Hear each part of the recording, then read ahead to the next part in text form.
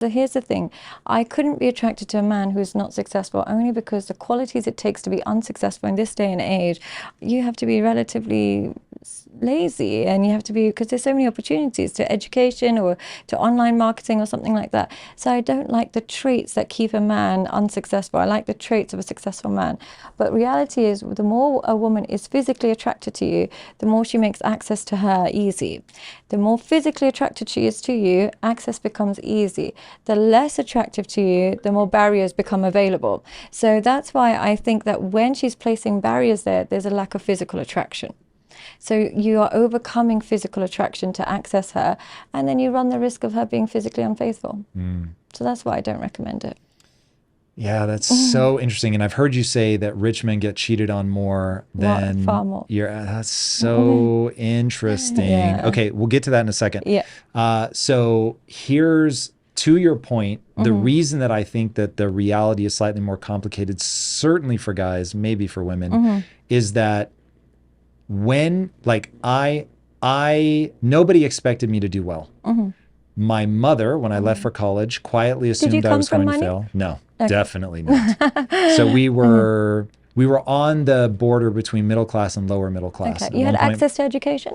Public. Public, okay. Yeah. Yeah. And you went on to college? Not stellar. Yes, I did. Okay, amazing. And took out loans and all that good stuff. Okay. But I didn't have discipline. And so I think there's you have to have ambition, discipline, and intellect. Unfortunately, I wish that wasn't part of the equation, but it is. And if you have those three things, then you've got a chance to be successful. But nobody knows if you can develop drive. Yeah. And so I had ambition, and thankfully I had intellect that maybe hadn't fully developed yet. Right. But no one was sure if I would develop drive. And I didn't develop drive until after I asked Lisa to marry me. She said yes. And then I started becoming very ashamed of myself because I was laying in bed 4 to 5 hours a day while she went to work. Oh, okay. And my only job was to make her a sandwich at lunch. And half the time I was like scrambling to have it made by the time she got there, and I wasn't getting dressed or doing my hair, and she was mortified. So anyway, finally one day I'm like, oh my God, I promised her dad I would make her rich one day. I've told her I'm going to make her rich one day, and nothing I'm doing is actually pointed in that direction. And that shame, that self-loathing was enough to get me moving. Right. Then once I developed the discipline, then I was like, okay, now I can fucking do anything I want. It was absolutely incredible. And so I became a person that was worthy of her respect and worthy of my own respect, quite frankly. And so that really made me a different person. Yeah. And an attractive person. Yeah. And so it is a very complicated thing because, so we got married young, and this is something that I'm sad is very uncommon now. But I don't know who I would be if I hadn't met her. And here, this is another reason why I think more traditional roles are very useful. So when Lisa and I got together, she was very traditional. She grew up in a traditional household. Her family was Greek. Her dad told her, yeah, you can go study filmmaking or whatever you want because you're and he didn't mean this in a derogatory way. Yeah. The greatest thing a woman can do with her life is become a wife and mother. Yeah. And so to honor the gods, like I really want, that's how he thought of it. Yeah. He did not think, oh, you're less than. Yeah. To become the thing that is worth a man dying for, you will go become a wife and mother. It's the most beautiful thing you could do. It's the greatest contribution to the world, to your family. Like people that denigrate, my wife doesn't have kids. I don't have kids. But to denigrate motherhood is fucking insane. Yeah. So anyway, with love and joy and reverence in his heart, he was thinking you will become a mother. So enjoy your time. Yeah. So like, study whatever you want. And that really imprinted in my wife, even though she had big dreams, it imprinted in my wife that being a mother and being a wife is very honorable. Right. And so when we got married, she thought, okay, you go be successful first. And then when we're successful enough, I'll chase my dream as well. And in that though, she had to work through me. She didn't have a direct interface to the world with ambition and drive, but she had a husband and she could incentivize her husband in her very powerful feminine ways. And the greatest explanation of this I've ever heard was in My Big Fat Greek Wedding, when the woman said, your father may be the head, but I'm the neck. And I point him at whatever I want to point him. Yeah. That was my marriage. Yeah. And so my wife pointed me at becoming the man that I've become and rewarded the things she liked. And I know this is probably the dumb word to use, but punished the things that she didn't. And to earn her respect and to get that look that a woman gives when she thinks you're incredible. Yeah. To earn that look, which is the greatest thing in the world. Yeah. I became who I became. Yeah. And it's super attractive to a woman. Because fucking here's the amazing. thing, we are attracted to men that fulfill their potential. We're always attracted to a man that fulfills his potential. When we see a man filled with potential and he's not using it, we naturally become less attractive. And it's one of the reasons why I find, you know, the younger generation, where they make a lot of money on crypto and they make a lot of money quick, it's super unattractive to women. It only attracts very vacuous women, because the reality is the skills that you need and all the failures and the rejection and the setback, essentially you need them to build character. When you get rich fast, you'll find these men bored in the gym at like 4 p.m. on a Wednesday, because they don't really have a structured life or anything like that, and they feel unfulfilled as well. I would love to see long-term studies on men that made money quickly on crypto and in the future in terms of their mental health. I don't know how conducive it is to them, because for men they need to be somewhat, and even for women there needs to be some discomfort in order to stimulate your potential, and these kind of quick fixes don't do it. So I do recognize that women are attracted to money, but good women are not attracted to money. They're attracted to the process of a disciplined, self-controlled man. But vacuous women are attracted to the outcome, not the process. And they just want to see you. They don't care if you're a drug dealer. They don't care if you're a crypto guy. They just want to see the lifestyle. So you have to be careful how you make your money. Very interesting. Okay, so why do wealthy men get cheated on more? Their selection in partners tend to be awful. Now, unfortunately, you got very lucky. You picked a partner before you made money, but unfortunately, I assure you, I did not get lucky. Oh, you didn't? No. Yeah, you selected. I went in with my eyes wide open. That's the way to do it. What happens with rich men is they tend to, here the reality is, being super, super successful, it tends to require some level of social autism. And what I mean by that is it requires a man who's happy to sacrifice social connections to just work, just get work done. So he tends to be a man with a small circle, small like interaction, limited social skills. Let's just get on with work. Now that kind of guy, unfortunately, what happens is he goes through most of life not really meeting many women, not really being around them, and then making money. You just access loads of really attractive women that you didn't think you could ever access before. So what happens is they lose their eyesight when it comes to her character, and they focus entirely on her appearance. So they end up attracting women who just like his lifestyle, who don't care if there's a lot of emotional connection, won't mind that you're working 25 hours a day, 8 days a week, because she's got access to your credit card. And that type of woman is completely different to the woman that begs you for a few days off so she can spend more time with you. So what happens is men that have simple jobs, simple careers attract women who like quality time. Men that have very busy careers that take over their world, they attract women who just like the perks of being with you. And those women are so emotionally disconnected to you that cheating doesn't feel like anything to those women.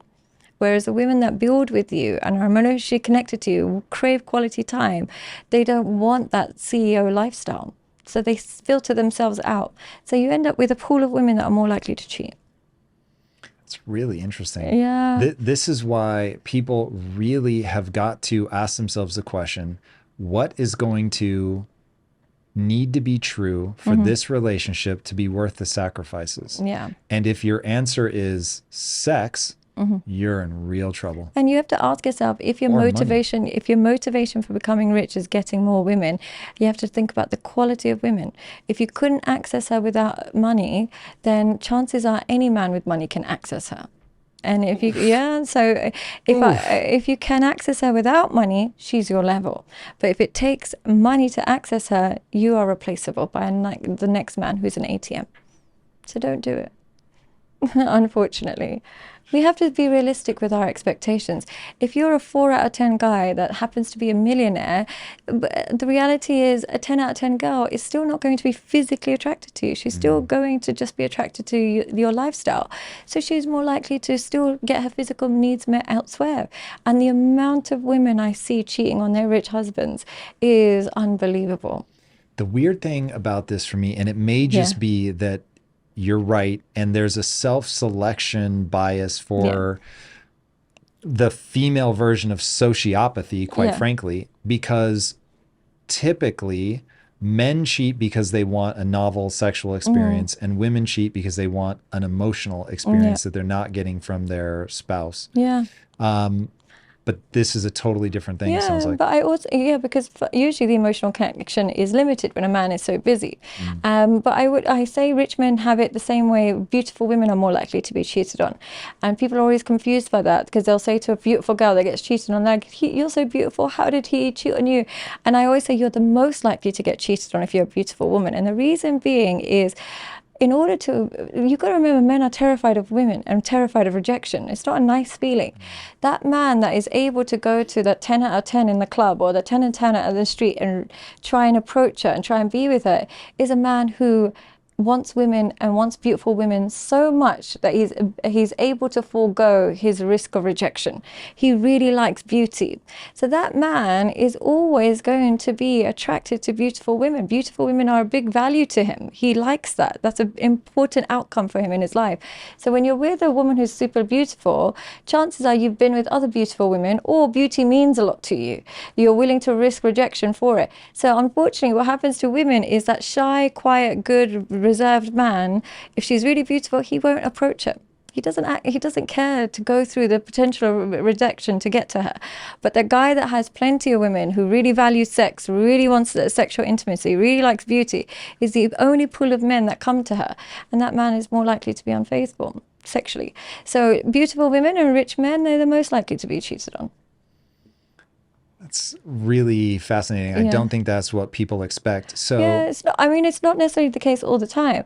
But the reality is, if I see a man and he's chosen a very, very simple, not so pretty girl that doesn't look after herself, that man has a libido that's different to a man that has a Playboy bunny wife.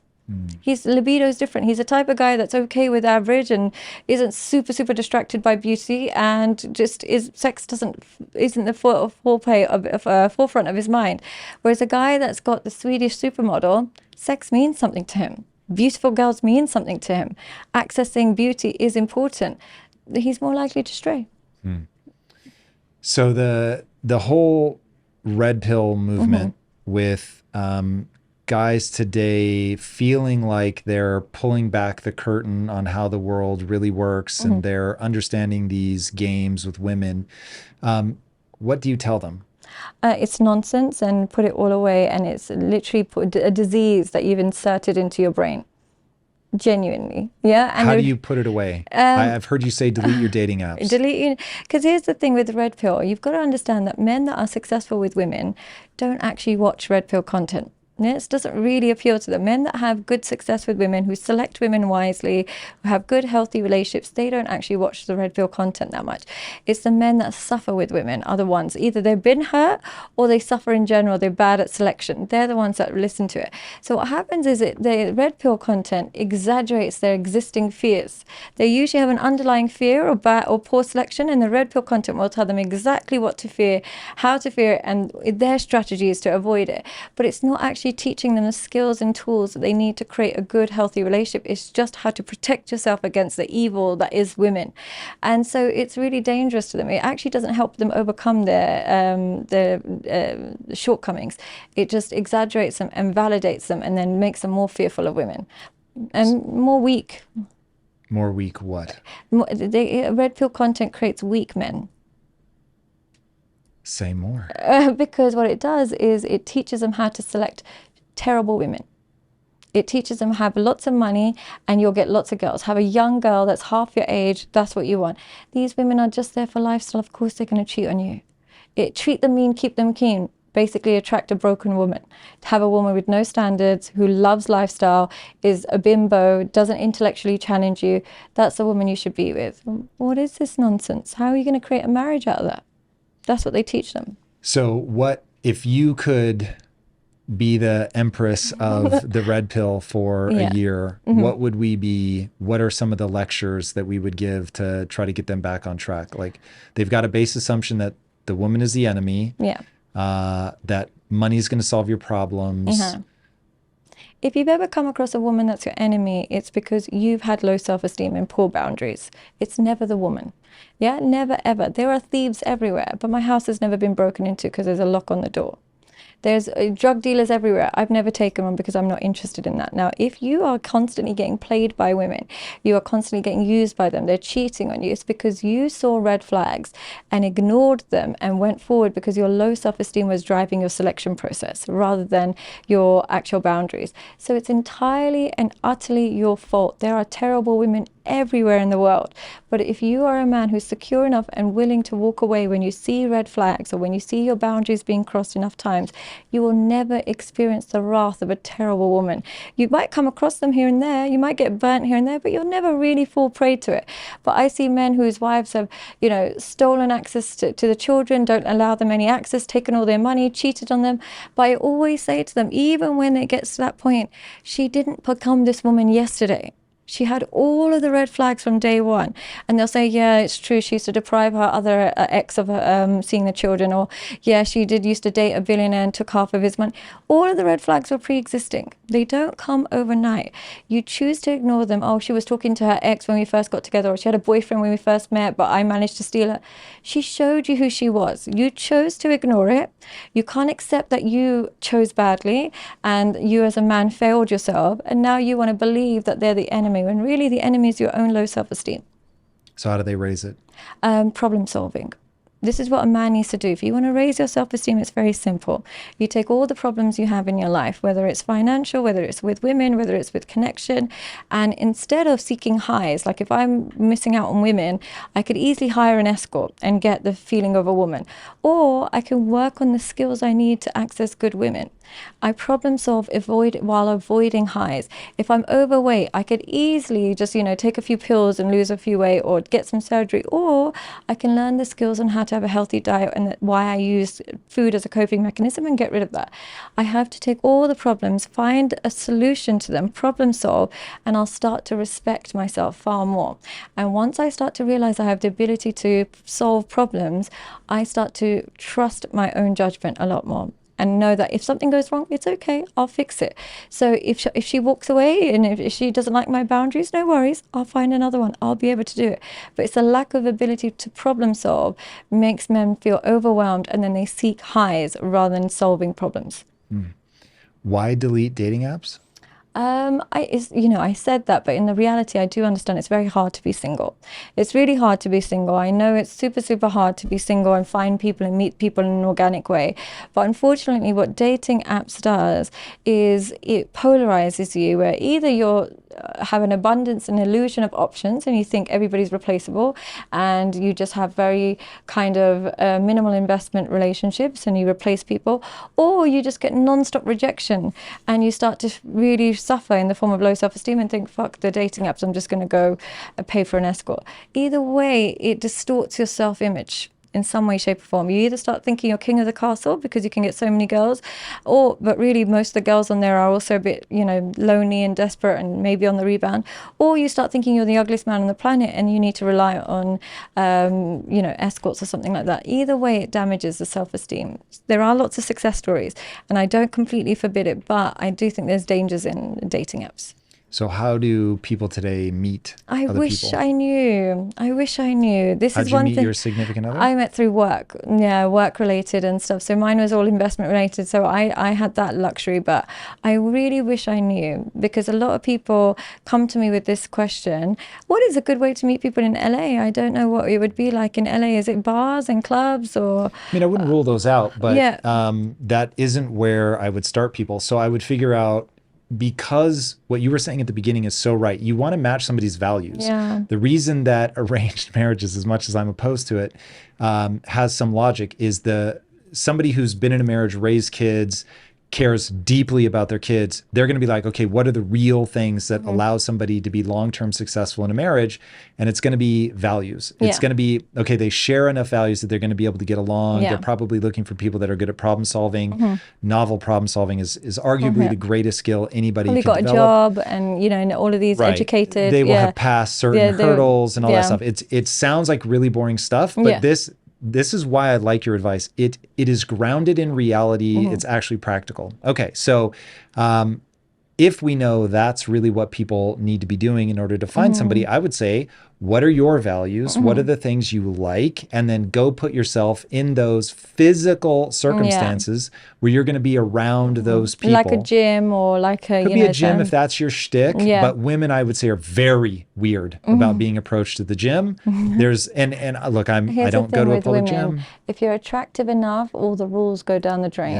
Unfortunately. Yeah, that's tough. Yeah, unfortunately. So here, then what I will say is, if you're a guy that's going to be impressive in the gym, go there. Because you want to be somewhere you're going to be impressive. Yeah. In fact, I've never said that out loud, but that's true. Yeah. This is exactly how I got my wife. I was her teacher. Right. Now, it was a school for adults. Yeah. To be very clear. And I'm only 3 years old. I was a teacher before as well. Yeah. It's probably why. Oh, God. In fact, one of the things I want to talk to you about, make a note on that. It's a good transition, isn't it? Going from teaching to podcasting and stuff like that. Well, it's interesting. For me, there was like 15 years, maybe almost 20. But that skill set is useful. There is something in my freezer that I absolutely cannot live without. In fact, I've got an entire freezer dedicated to this product. That is a true story. All right, can you guys guess what it is? And no, it is not ice cream. It's ButcherBox. For years now, I've been eating ButcherBox meat almost every single day. Why? Because it's that good, and I love that it shows up at my door like clockwork. For me, though, it's not just about the convenience. It's about fueling my body with the highest quality protein out there.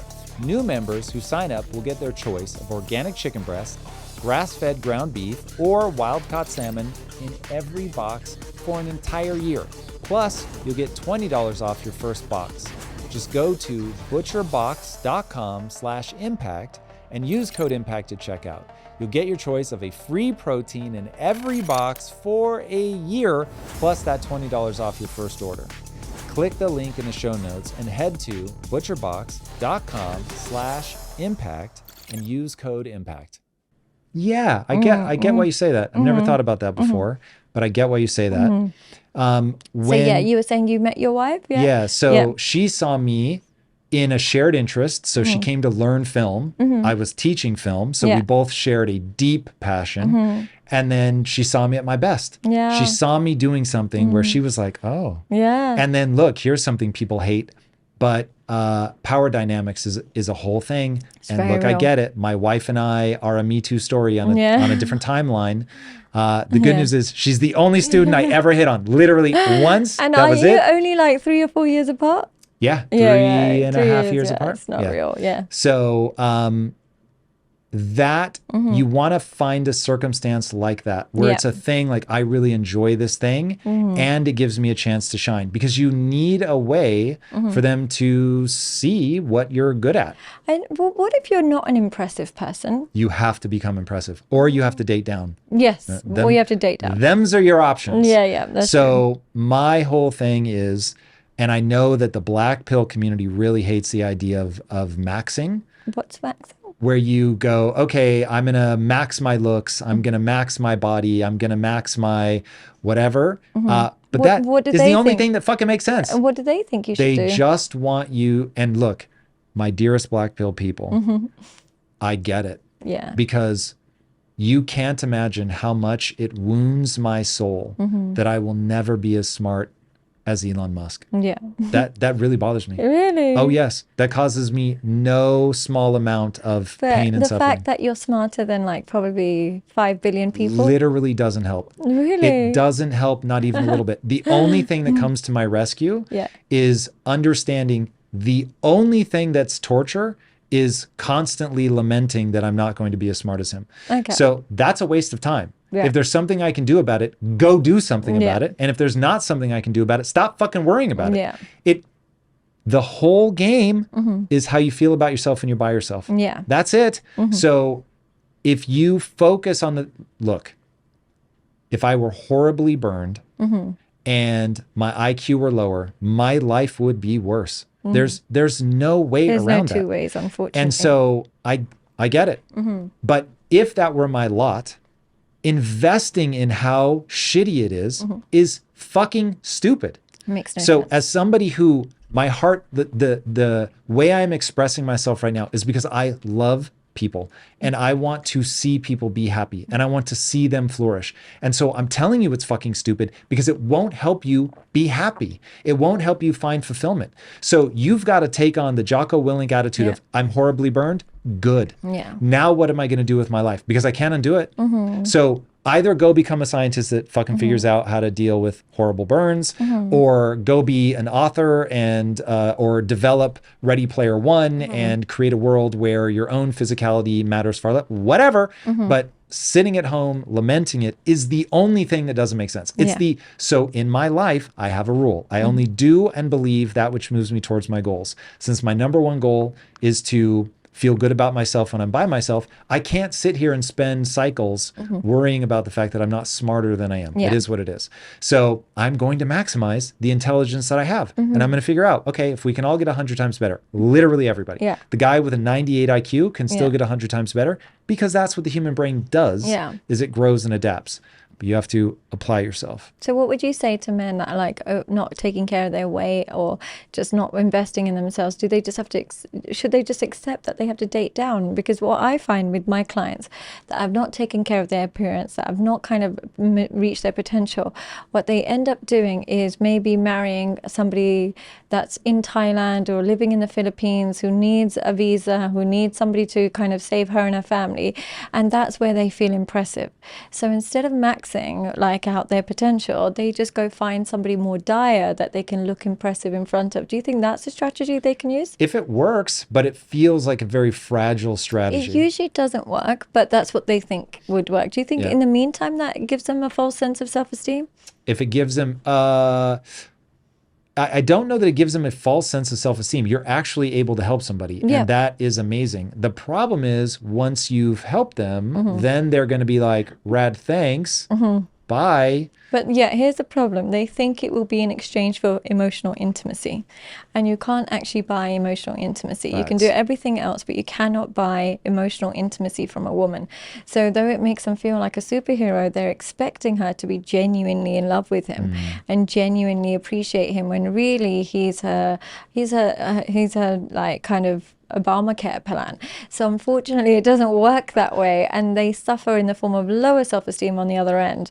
But it's something in the moment they can't help because it helps. And that's why I see a lot of these passport bros. Have you heard of that concept? No. It's men who give up on women in America, so they take their passport and they'll go find a 90-day fiance elsewhere. Well, so that phenomenon I think breaks into different categories. So what you're describing I hadn't heard about. I didn't know that's a thing.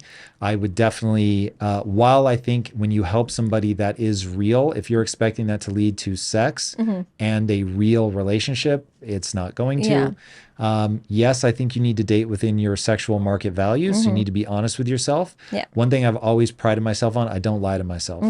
And so that has rewarded me richly.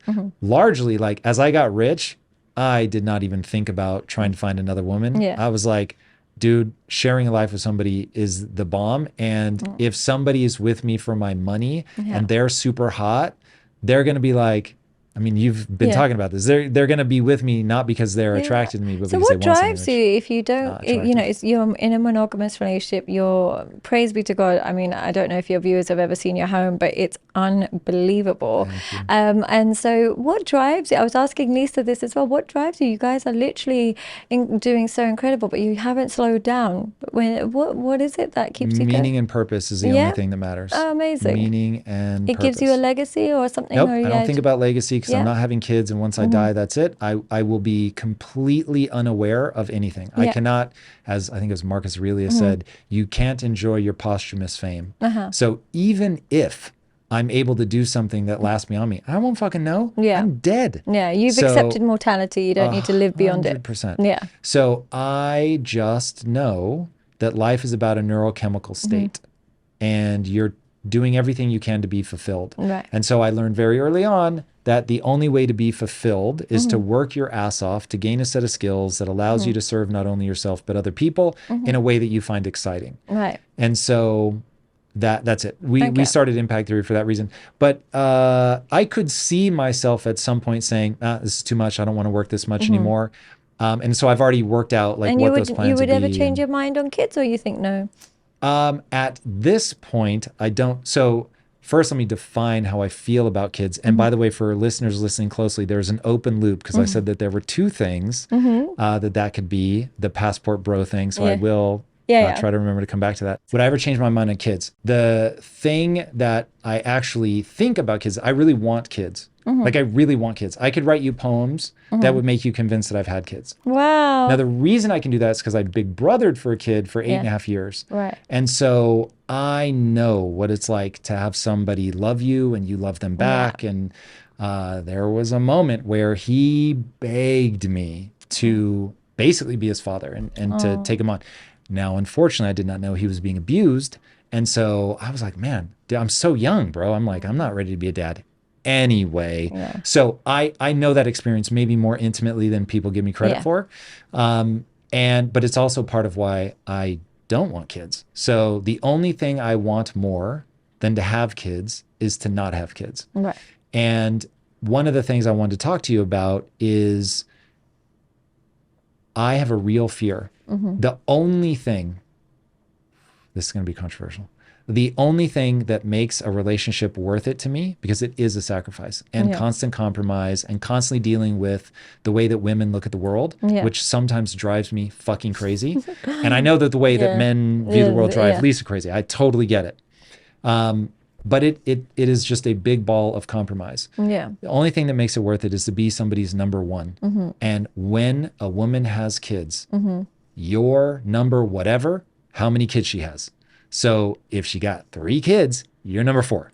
And do you think that might have to do with your childhood and your dad feeling miserable after a while? It must, but I don't have... You didn't process it in that direction? That's not how it felt growing up. Like when my dad left, I was super surprised. I did admittedly over time realize, oh, that's why I was having those dreams about a loveless marriage. But from the kids' perspective, did your mom prioritize you guys? No. So my mom was an awesome mom. I can't stress that enough. She's here right now. I have a great relationship with both my parents. My mom was amazing, exactly what I needed, exactly the reason I think I'm so capable of dealing with relationships. She's why I didn't do drugs or alcohol. Like I have no complaints about how I was raised. But when I think about the way that what my mom said to me, it always made a lot of sense, which is, you kids, I'm raising you to leave us one day. And you should leave us one day. But that means I have to prioritize your dad. Okay. So I was always like, word. Right. Like that made a lot of sense to me. Okay. So the only thing I'm curious about is, what is it that makes you want to prioritize your marriage so much so that it would outrun your love for becoming a father? Because that's hypothetical. Right. And my wife is real. And I did the reality of having kids. You don't have kids yet, right? No. Okay. So I'll say this more for your soon-to-be husband, maybe one day husband. Yeah, inshallah. That one day his child is going to recount to him a 30-second TikTok video. And it's going to take him 9 minutes to tell him about the 30-second video. And he's going to beg your child to stop explaining it to him, and he's going to keep going because he doesn't have a prefrontal cortex and he can't help himself. And maybe your husband finds that cute and endearing. I wanted to chew through plate glass window. Do you think it might be because it wasn't your biological child? It's possible. Yeah. But it's also possible that shit is just obnoxious, and there's a reason that dads especially will continue to lean into work. The way I would want to contribute to the family is I would want to work and build and provide. I don't find myself, I'm not a good caretaker. I don't enjoy caretaking at all. Yeah. Well, the only reason I say it's very rare that I come across couples that I feel are such a healthy example to children. And I mentioned this to Lisa as well. And it's even just from watching you guys online, I just thought, what if you two had children, that would be one of the luckiest children in the world. That's very kind of you. Yeah, and I'm super honored. I genuinely believe you would be fantastic. Path, and I think I would. Yeah. I think we'd smash it. Yeah, I've never seen two people so respectful of each other, so respectful of their guests, create such a beautiful world. And I would be your child, just to tell, like anyone would be. And I just remember watching an interview of you guys. I think you were talking about resolving conflict, and I just thought, in a world where the worst people on the planet are recreating, wouldn't it be such a beautiful world if people like this had children all the time? Yeah, yes. And so I actually, now you're on to where I'm conflicted. Yeah. Because I worry that we're headed for, and this is going to sound crazy to people that are passionate about the environment, but I worry that we're headed to population collapse, and that our problem is not going to be overpopulation. It is going to be dramatically underpopulated. You just have to look at the math. The math is there. We are going to be underpopulated for sure. And so that really scares me. And so now when I meet parents, I thank them for their service. Because I am very grateful. No, I genuinely, and this is not to be like, tell anybody what to do, but it's just very, when you see a beautiful marriage, the psychologist in you is just like, oh my God, imagine how lucky the child would be. Oh my God. And so that's my natural, and plus with my, ethnic background, I naturally we think kids is everything. But no, it's a very conscious decision on your end, isn't it? There is nothing barring you. So I was always just curious, but you've explained it really well. I completely understand. And in my experience of working with couples that don't have kids, they tend to have a very magical marriage. Because the only thing that will forego the desire to have children is if you have a connection that's worth it. So that's usually what I tend to find. Yeah, and I have to say, like, my wife is awesome. And I'm obsessed. So that doesn't help from that perspective. I completely understand. But here's the thing. I want people to hear me. What we're doing is a very dangerous strategy, and I actually don't advise it. Right. And there are days where the thought of being a father really pulls at me. Yeah. And there are more days where I'm glad I don't have them. But we knew that going into it. Why do you think it's a dangerous strategy? Because I think we are products of evolution, and evolution wants one thing and one thing only from you. And that is that you have kids that survive long enough to have kids. And so fulfillment, if I'm right, that really is the name of the game, the most ready-made path to fulfillment is kids. Yeah, they are. They're amazing. And, I understand. And usually I don't recommend them, especially when the relationship is chaotic and stuff, because with the wrong person, they can be a life sentence. For sure. Yeah, and I've seen people's lives, and I've spoken to so many women who say, no matter how much I love my child, I love him to bits, but when you have it with the wrong person, I promise you regret every single day, because it's your life, you feel like you're trapped. So it's a risk either way. I guess it's a risk either way. But we are living in a world where there definitely will be more and more people that choose not to have children as we get older. Scary. It is scary, and it's usually the sensible people that choose not to have children. That's the scary part. It's always the successful, intelligent, like sensible people who opt out of it, and it's more the reckless people who opt in. So this is this kind of the really bad news is the more you educate women, the fewer kids are born.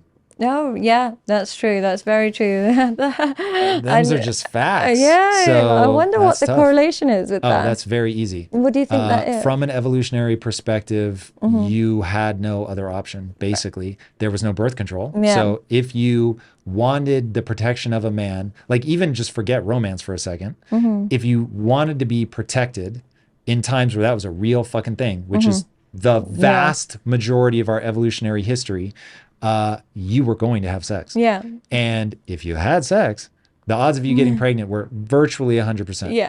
So it wasn't an option. Yeah. But women have incredible minds. Yeah. And so when they're educated, they respond the same way a guy does. This is fucking incredible. Yeah. I love this. There's so many options, so many things that fascinate me, so many things I want to try. I want to see if I'm good at this. Yeah. And so when you do that, and society gets safer, now instead of having 6 kids, they have 1. Right. And so even if they still become a mother, they don't become a mother of 6 or 12. They become a mother of 1. Right. Yeah. And so now if a couple only has 1 child, the population will be cut in half. Crazy. Yeah. So it's not like nobody's having kids. It's that to hold steady, I think the number's like 2.3. Every couple has to have 2.3 kids because of mortality. Yeah. So it's like you can't fuck around. Yeah. And yet so we're literally decreasing the population rapidly. So we'll go up to something like 9.7. Do you think homosexuality has a role to play? I don't think so. No. Look, I worry. Hey, let's open a crazy can of worms.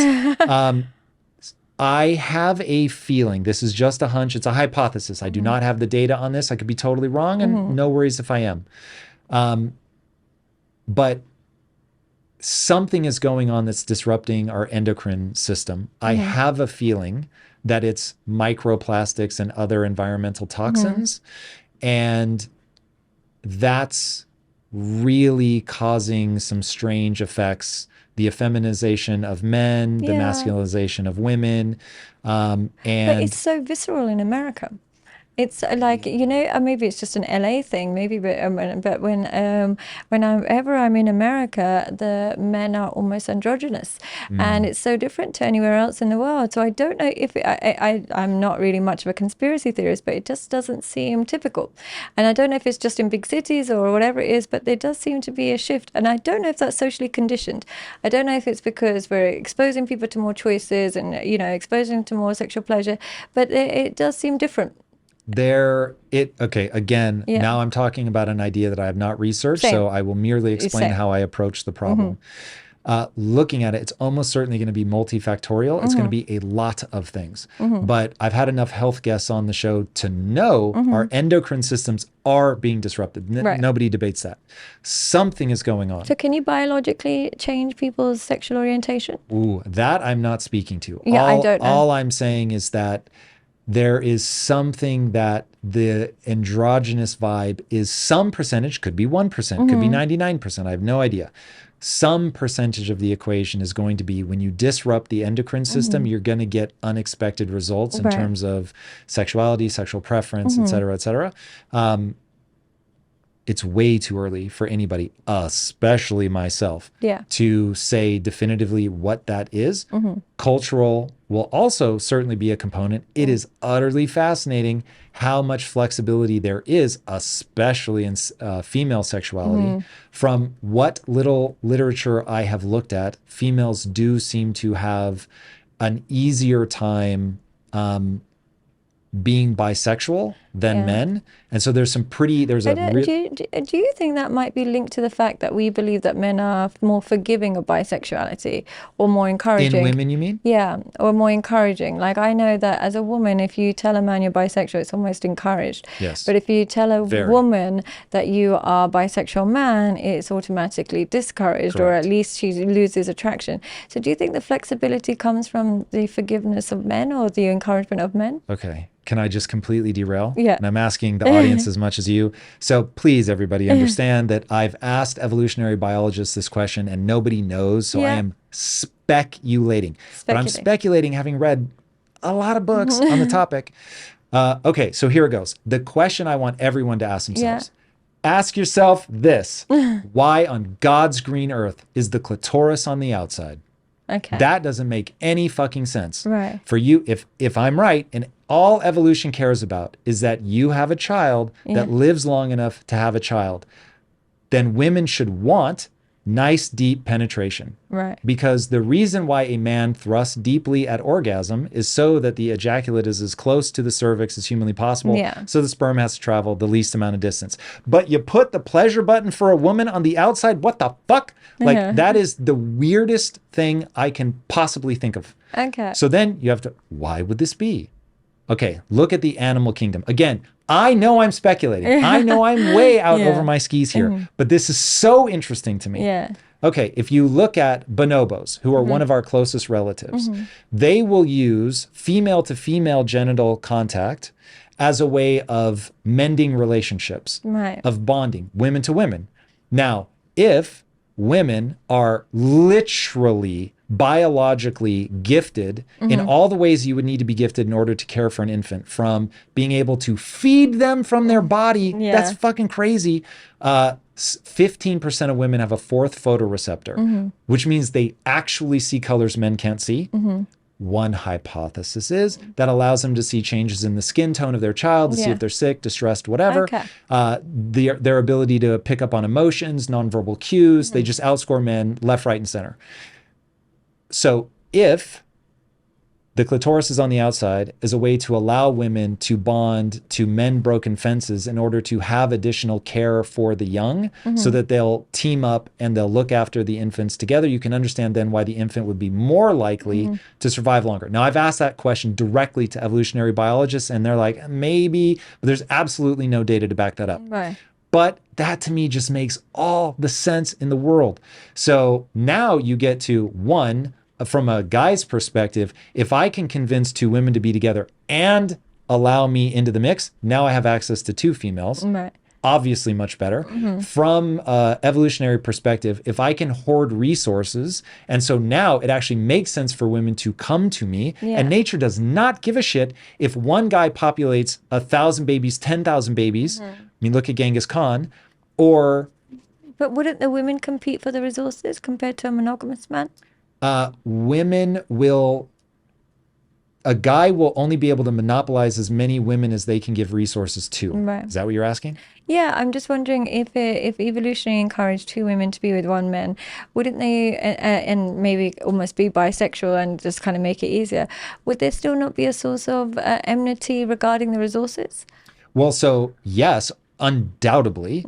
And that's why if the clitoris is on the outside, then women potentially, I'm making this up, I have no idea. Correct. And so now women have a way to leverage oxytocin and vasopressin that happens when you orgasm. They have access to that without needing a penis.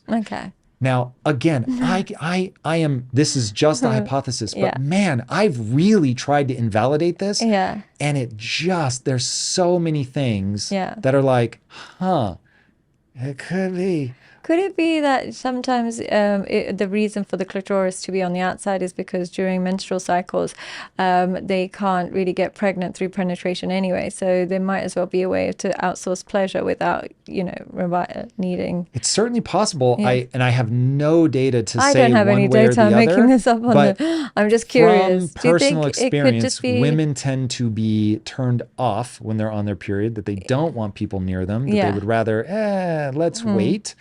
So my gut instinct is they're not like encouraging sexual contact of any kind at that point. Again, guess not. It's a stab in the dark, is it?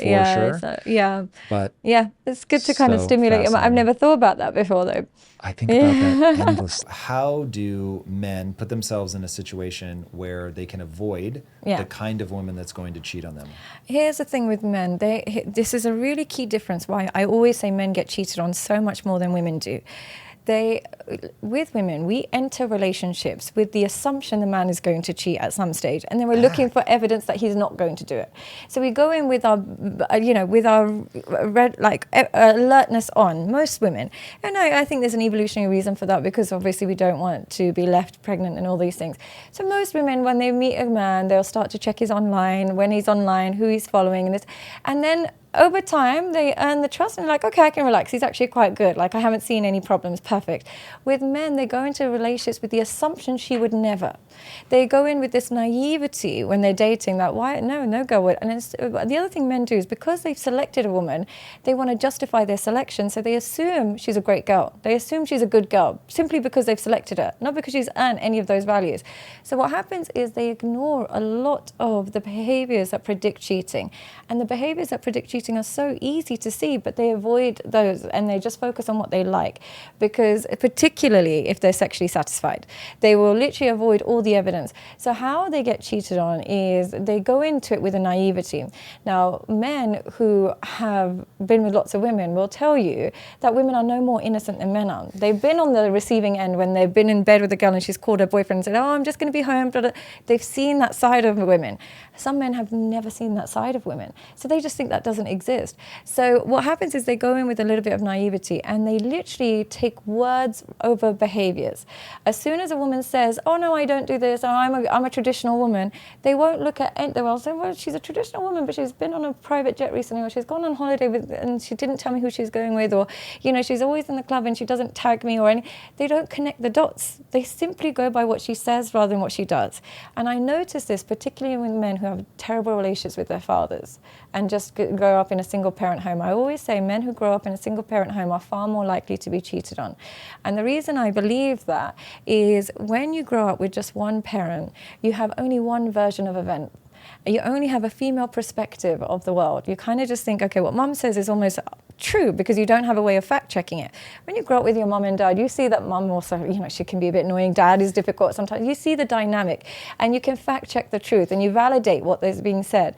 When men grow up with just a female perspective, they start to go into the real world believing everything a woman says and not double checking it.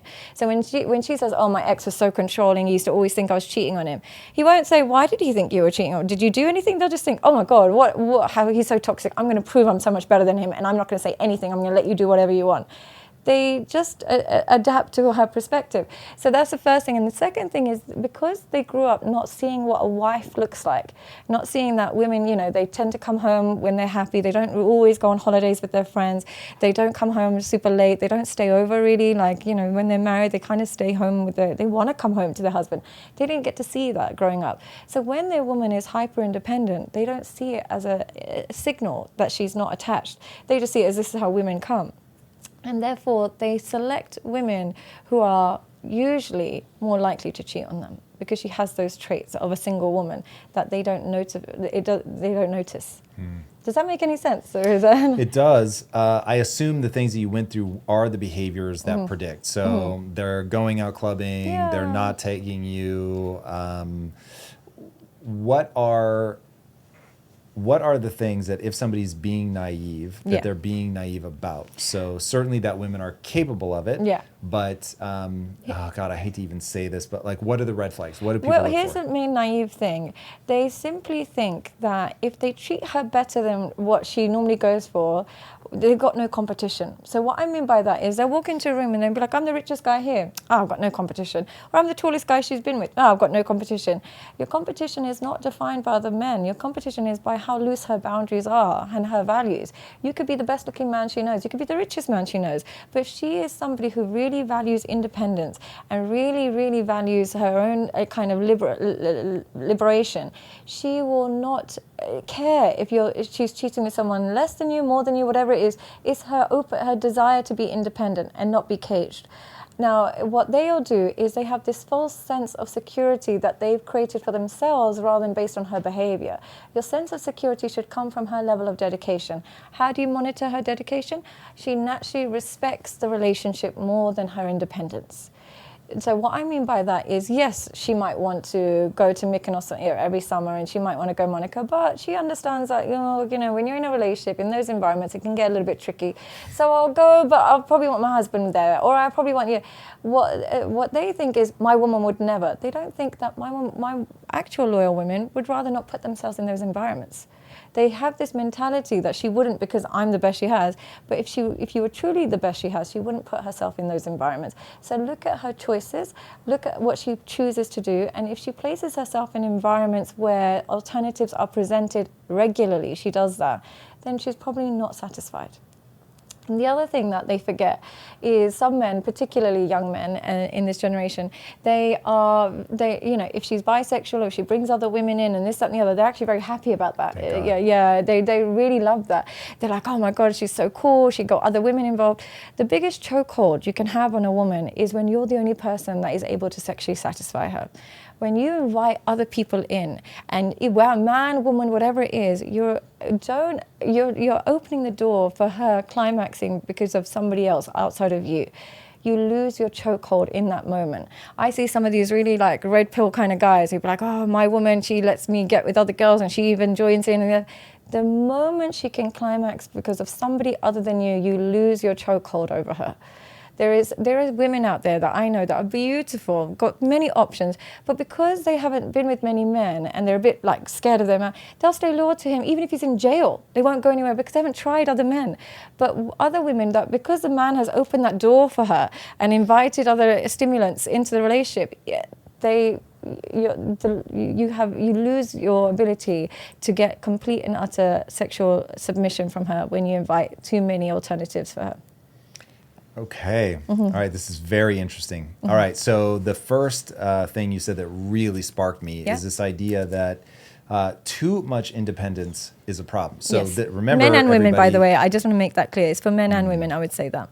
This started with what should guys avoid if they want to avoid being cheated on? Yeah. And the answer is somebody who's too independent. Yeah. That's very interesting. Okay, so you're looking out for somebody that you want somebody that puts the relationship ahead of the independence. They're willing to give something up to get that. Yeah. How do you begin to draw boundaries around that? Like, what is the right amount of submission to the relationship, and at what point does it become controlling or stifling? Reasonable requests are not controlling. And what I mean by reasonable requests is objectively we can agree, it's not about me, it's not about you, we can agree that this isn't good for the relationship. So objectively it might be the case that, let's say you're going to live abroad for a couple of years or a couple of months, whatever, it's probably not good for the relationship. We can objectively agree on that. And even if it was the other way around, we would both agree. Or objectively we would agree that going out a lot on weekends, drinking alcohol, is not good for the relationship. So it's when we can both agree that it's not unreasonable. The way to handle boundaries as a man is you don't sit there and beg her to listen to you. And you don't sit there and be like, if you can't do this, you see her own choices and you decide if it is an appropriate selection for you to be with this woman. You don't force her to change. You allow her to live how she wants to live. And then you let her know what you prefer. And give her time, but if she decides this is not how she wants to live, instead of being like, well, we got to do this, you got to listen to me, I'm the man, I'm this, you just say, okay, fair enough, I totally want you to live the life you want, but it's not compatible with the values and boundaries I have. Instead, what they do is they stay there, get really controlling, really aggressive, and be like, you need to listen to me, you need to. But in that moment, she learns you don't have a willingness to walk away. She learns that, and that is something you never want to teach, man or woman. You don't want to teach anybody that you have no willingness to walk away. Instead, what you want to teach them is the relationship means something to you. You want to protect this relationship through boundaries, and you want them to meet you in the middle with that. If they do that, fantastic. If they choose not to, the goal is not to be with you. The goal is to have a good relationship. If you don't want this, we're not going to have a good relationship, so no worries. I wish you the best. The toxicity comes from the inability to walk away. That's one of those that it's so simple, but it really is true. As you were talking, I was like, is there really anything other than leaning away from somebody when they do a behavior that you don't like, leaning in when they do a behavior that you do, and having a willingness to walk away? That's sort of the game. That's the only thing. And it works men and women. It works for men and women. Like, you can sit there and beg your husband to come home on time. You can do all of these things. But the only thing that works is your willingness to walk away. Now, you might say, no, I walked away and they still didn't change. Then that person doesn't want you enough. That's a signal. Instead of begging that person to want you, accept their choices. If they don't want you enough and you still want to be with them, then let them live the life they want. But if you walked away and they didn't change, they don't want the relationship enough. So don't keep using that trick. Learn from that trick that it's not working, so therefore this person doesn't want it enough. Whereas if you pull away and they actually love and appreciate you more, they obviously want this relationship. They want it to work. Man, this is where self-esteem really becomes an important part of this equation. It's the number one thing. Honestly, you can have every ingredient, but without self-esteem, man or woman, no relationship can't flourish, sadly. It's such an important ingredient towards any relationship, because without self-esteem, there's no self-respect. And without self-respect, there's no mutual respect. So it's a really difficult one. So if you're struggling in relationships, you're not actually struggling in relationships, you're struggling in self-esteem. You don't know how to love or be loved correctly, and as a result, your relationships are destructive. What do you think has changed that makes it hard for women today to respect and fall for the average man? Men have worshipped sex in a way that they've never done before. And as a result, what before would make a man want to marry you would involve a woman having a lot of good qualities. Before, a woman would think, okay, I have to come from a good family, or maybe I should go to school, I should maybe educate, I should, really learn how to cook, I should do something with my life, I should sew, I should do something. This is our grandma's generation. They knew that you make too many mistakes, you're going to be left on the shelf. In this day and age, the women that are actually the least promiscuous, the most traditional, don't have sexual experience, struggle to find a man. Whereas a woman with every surgery, with every tattoo, with all of her body out everywhere, she has endless queue of men. Now they're going to argue, no, but we don't want to marry those girls. They're actually lying. Men are very happy to marry the woman that gives them the most sexual pleasure. They think that's not true, but you ask them which of your exes or which woman had the biggest chokehold over you, and it will be usually the woman that they enjoyed the sex with the most. And when a woman learns that she can get away with murder simply because you're hyper attracted to her, it makes it impossible for her to respect and want to be with you. Impossible. Because it's like, how did I get here so easily? You must not be valuable. Whereas when we know that certain behaviors will make us insufferable to you because you don't give us a free pass because of our appearance or our sexual performance, we can finally respect you. So because of the culture we've got today, and because how men have worshipped sex in a way that they never really did before, I'm not blaming them, I'm blaming societal changes. It's made it very difficult for us to respect the man that we know, if we just simply know exactly how he likes it, he'll forgive us in 5 minutes. Or if we know when we turn our back, he'll be downloading an OnlyFans subscription. It's hard for us to respect that man. Okay, you're touching on something really big here, that there's what I'll call a derangement in culture. So you hinted at this idea that in the past we had a very different culture, what men wanted, incentivize women to invest in a set of skills. Their obsession with sex was being tempered by something. Yeah. I want to know what has changed in culture specifically? What did it used to be, and what is it now? We had realistic expectations of our sexual climaxing and what we deserve sexually. So what I mean by that is when a person looked, wasn't so appealing, he would accept that he's going to be with a woman that isn't the most appealing, and they would have a relatively mundane sexual performance, and that would be their life. And the man that might be, the jock in school, he might get with the cheerleader, and they'd have realistic expectations of what to expect from the opposite gender. The advent of social media and pornography has allowed the person with the least amount to offer a woman to still believe he deserves and still want to desire the top of the range woman who is the most sexually promiscuous, who is the most sexually overt. He still believes there's an element of him who thinks he deserves that now. And because they've got such inflated expectations of what they want and deserve sexually, they can't match with people who are on the same level as them, and it's leading them to a lifetime of loneliness, because they'd rather be alone than be with a woman on their same level. Whereas before, they would just be like, okay, I'm a bit, maybe I'm not so successful, maybe I'm a bit overweight, if my wife's a bit chubby, I can understand it. I'll meet men who are now in their 50s and saying, oh, she's let herself go a little bit, she's got a few stretch marks. And it's like, but tell me about your body. Oh, yeah, I need to work out, but and it's that complete hypocrisy that they've developed through constantly watching beautiful women online.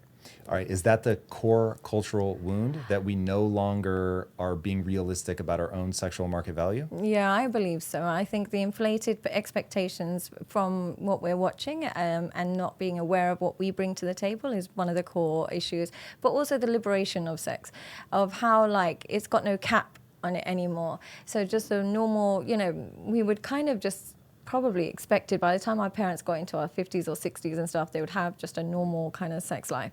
In this day and age, there's still the endless desires, an insatiable cup when it comes to your sexual desires. And because they're constantly bombarded with different ideas, it feels like there is an endless hole, and there's only so many women that can keep up with that. So they keep replacing the women rather than replacing this desire.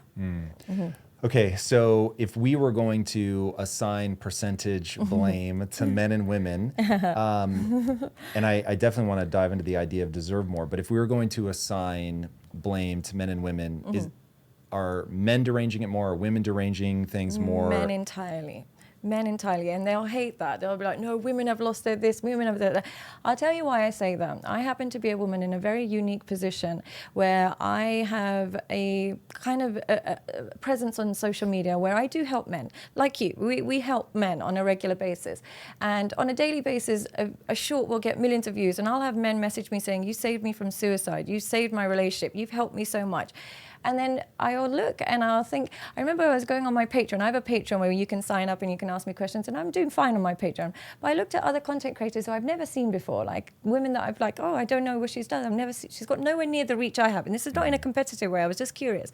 And she would have hundreds of thousands of subscribers. And I was like, oh, I wonder what she's doing. It would all be pornography related. So I just thought to myself, I'm in a position, I'm not saying this in a jealous way because I know that's how they're going to take it. I happen to help men on a daily basis, but because I don't lead with sex, I will never get the reaction or the following. Whereas if I just started posting pictures of feet, toes, this, that, and the other, I would be inundated with subscribers. So they reward the most toxic behavior in society and then complain that women are no longer traditional. There's only, let's say, I don't know the statistics, but let's say, for example, there's only like 500,000 OnlyFans creators or porn creators, but there's billions of people watching it. So the main problem has to be the men. There's only a tiny percentage of women that actually sell sex, but there's not a tiny percentage of men that watch it. So we have to think who is actually contributing to the problem more. Okay, do you blame men in general for patronizing it, or is there something else that sits on top of that, like the capitalistic impulse to give people whatever they want? Yeah. So if they want a dating app where they can find quick hookups, we're going to give it to them. If they want an AI girlfriend, we're going to give it to them. Yeah. So where do we start getting into the nuance? Because what I'm trying to really tease out here is I think you're right in that ultimately every individual man is able to start making better choices and get a better outcome. Yeah. But at the same time, culture has energy. And when cultural energy starts moving in a direction, to look at an individual man who's now bearing the brunt of not being able to attract a woman, having to work, I forget what the stat is that people throw out, having to work 5 times harder to get a girl that's half as good. You know what I mean? Like that whole idea, I think there really is something to that. And so I'll look at guys and I will be deeply empathetic. And something that I talk to my wife a lot about is you really have to immerse yourself in the culture to see something is broken. Yeah. And so do you see that overlayer that's generating some of these problems, or really is nope, just individual guys making mistakes? Do you know what I started with a really different kind of message. I was very much like, on pro men and really like trying to understand the core problem. And the number one thing I've learned in my experience is for them, every problem is alleviated through sex. They alleviate a lot of problems through sex. So they'll have a marriage, and instead of like, the wonderful techniques that the Gottman Institute might say, like where, you say nice things to each other. You can say the nicest things to a man, you can cook for him, you can look after him, but if you are not satisfying him sexually, he'll risk it all to be with somebody who does. It's like you have to go through that gateway in order to access the best parts of them, in order to get that attachment, to get that appreciation, to get that love out of them. It's like you have to go in that direction first, and then they can reward you. So it's almost like that's the avenue now to get love out of them. So it's very difficult. I'm not saying women are any better, but it seems like I did this because I've been working with couples for so long, and we'd be trying this, that, and the other. And then now I just come in, when couples come to me, the first thing I ask is like, are you sleeping together? And she's like, oh no, we are not. And I'm like, then everything you've done, like arranging birthdays for his mom, cooking for him, ironing his clothes, it doesn't mean anything until he's sexually satisfied. So start with that. I'm not saying actually that's a bad thing. I'm thinking if you know that, it's actually a bit easier. But I don't know if that's just my experience because I get the skewed end of it. But would you say that men can only really appreciate the other aspects of a relationship once they're sexually satisfied? women need to feel loved to have sex. Men need to have sex to feel loved. I'm so sorry if I sound a bit negative, because I sound so different to how I came last year, only because as my prices increased, I saw more successful men. And then the behavior of more successful men is so different to the behavior of less successful men, which made me believe that the only reason men are being good is because they don't have the options and the ability to do what successful men do. So it made me then even get into that. Is this why, you hear about royal families and they can become pedophiles? Or is this why you hear this? So it makes me think that as men have more financial freedom, their selection gets worse and worse, which means that their true desires might be worse and worse, but they just can't access it when they're on the lower end of the financial status. There is something very true about that. And this brings us to what has changed that's made women have a hard time falling for average men now. Yeah. I would say materialism to that as well. Yeah, I like, just like how men are a bit delusional about, you'll get men in their 50s and still think that they can get a 25-year-old. Women are also very delusional about the wealth that they can access. They spend endless hours consuming content online, which is just glorifying wealth, and then assuming that they deserve that lifestyle, and assuming it, almost making fun of men that aren't quite on that same level. And, what beautiful girls will do is use sex to access it, but less beautiful women will just stay single. They'll just say, well, I'm a CEO, or I'm working hedge funds, so I'm not going to settle for a guy that's on an average earning, even if she's. But they don't realize for men, appearance means more than what you're earning. So to get that top level guy, he doesn't care that you're so smart and intelligent and you're a successful lawyer. He wants to know if you have a 21-year-old sister. Yeah, that's what he's going to ask for. So I think there's a delusion on both ends. Yeah, I think that's really important to dive into. And I will ultimately answer the question of whether I think men can or should have multiple wives. That's pretty interesting. But I do want to tie some of these things up from the very beginning, where we're talking about what's changed, what's broken. This idea of deserve, I think, is a really important idea. What do you think is driving this sense of entitlement? They think if they see it, they should have it. That's it's as it. simple It's as just that. Social media That's making the criteria now. I've seen it, so I want it. There is no I've earned it. There's no that I also provide this quality, so therefore I could potentially ask for it back. But it's just I've seen it, therefore I want it. And whenever you have a quality and you just, your baseline for why you want it is because you've seen it, that's not a valid reason for wanting something. But if it's something that you also provide and in your past experiences you've also received, because that's what happens, then chances are that's a realistic expectations. But if it's something you've never accessed and you don't actually you can't provide it yourself, then it's an unrealistic expectation. So what I mean by this is, if you're a very beautiful girl, you can expect a beautiful man, yes? Or if you're a beautiful girl and men have spoiled you in the past and they've given you a lot of money or whatever it is, you can expect that. But if you've never experienced men spoiling you, you've always had men that are more on the lower end, kind of dedicated to you, and yet you want a really wealthy man to propose to you, where is this expectation coming from? Because it's not from your lived experience. Expectations should come from our lived experiences. So if they're coming from vicarious experiences that you've seen online, they are not realistic. Just take them out of your mind, because they will keep you single. And I always say there's only two reasons why people are single.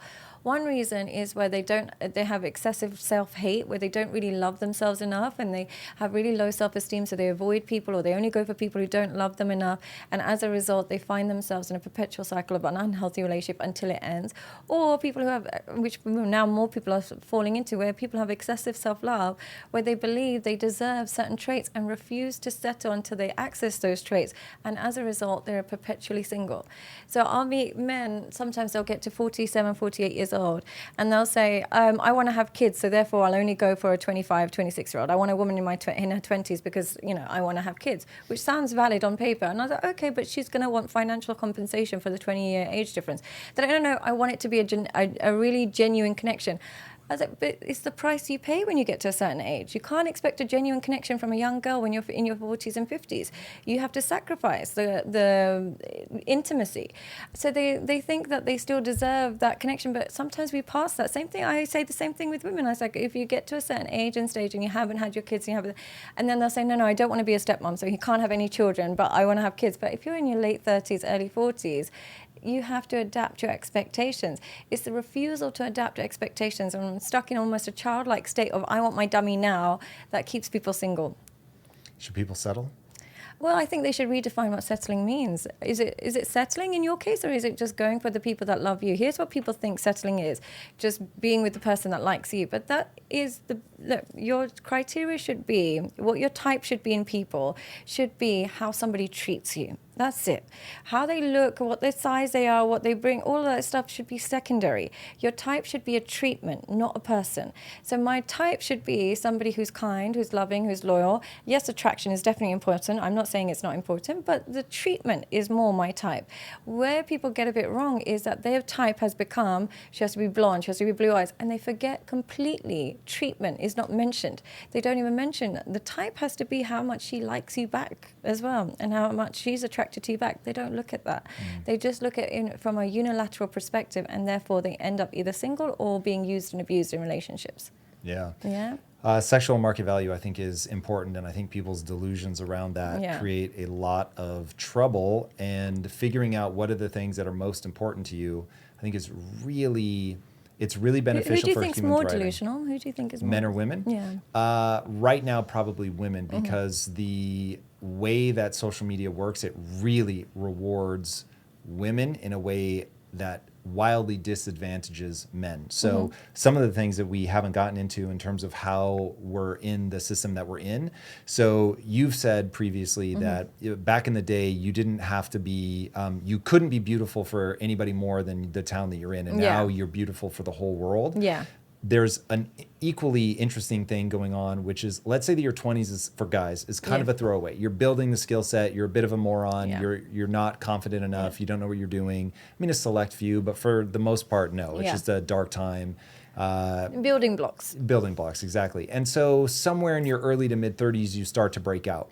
Now, somebody in their early to mid 30s can very much still connect with somebody in their early to mid 20s. Yeah. I don't think that's a big jump. No problem. So and now, also the generation is in line with each other. Right, exactly. Yeah. So now you've got somebody that's in their early 20s as a woman that can see a guy that's in their early 30s that's really starting to pop off. And so now that 20-something guy that would naturally be going for the woman that's only a couple of years different than him is competing with somebody that's in their 30s. And so now he's got all these years to really just get rejected over and over and over by women that have a growing sense of delusion. We were just talking, prepping for this episode was beyond fun. Me and the producer Drew just started talking about it, and slowly there was another person, and then another person, and then another person, until there was like 8 or 9 of us like talking about relationships and everything, and like where this is all going. And they're younger, right? They're in some of them, Okay. So we have people that are late 30s. Yeah, okay, so everybody's perspective was accounted for. Exactly. Right. Well, and then I'm the old guy, so that was also accounted for.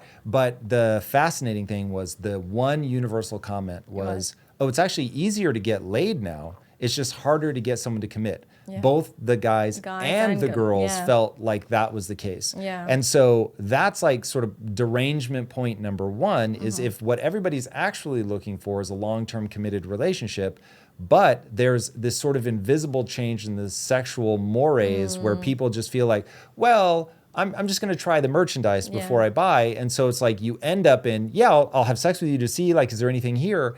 But, and then point number 2 of just complete total derangement is you can be on the apps all the time. Endless choice.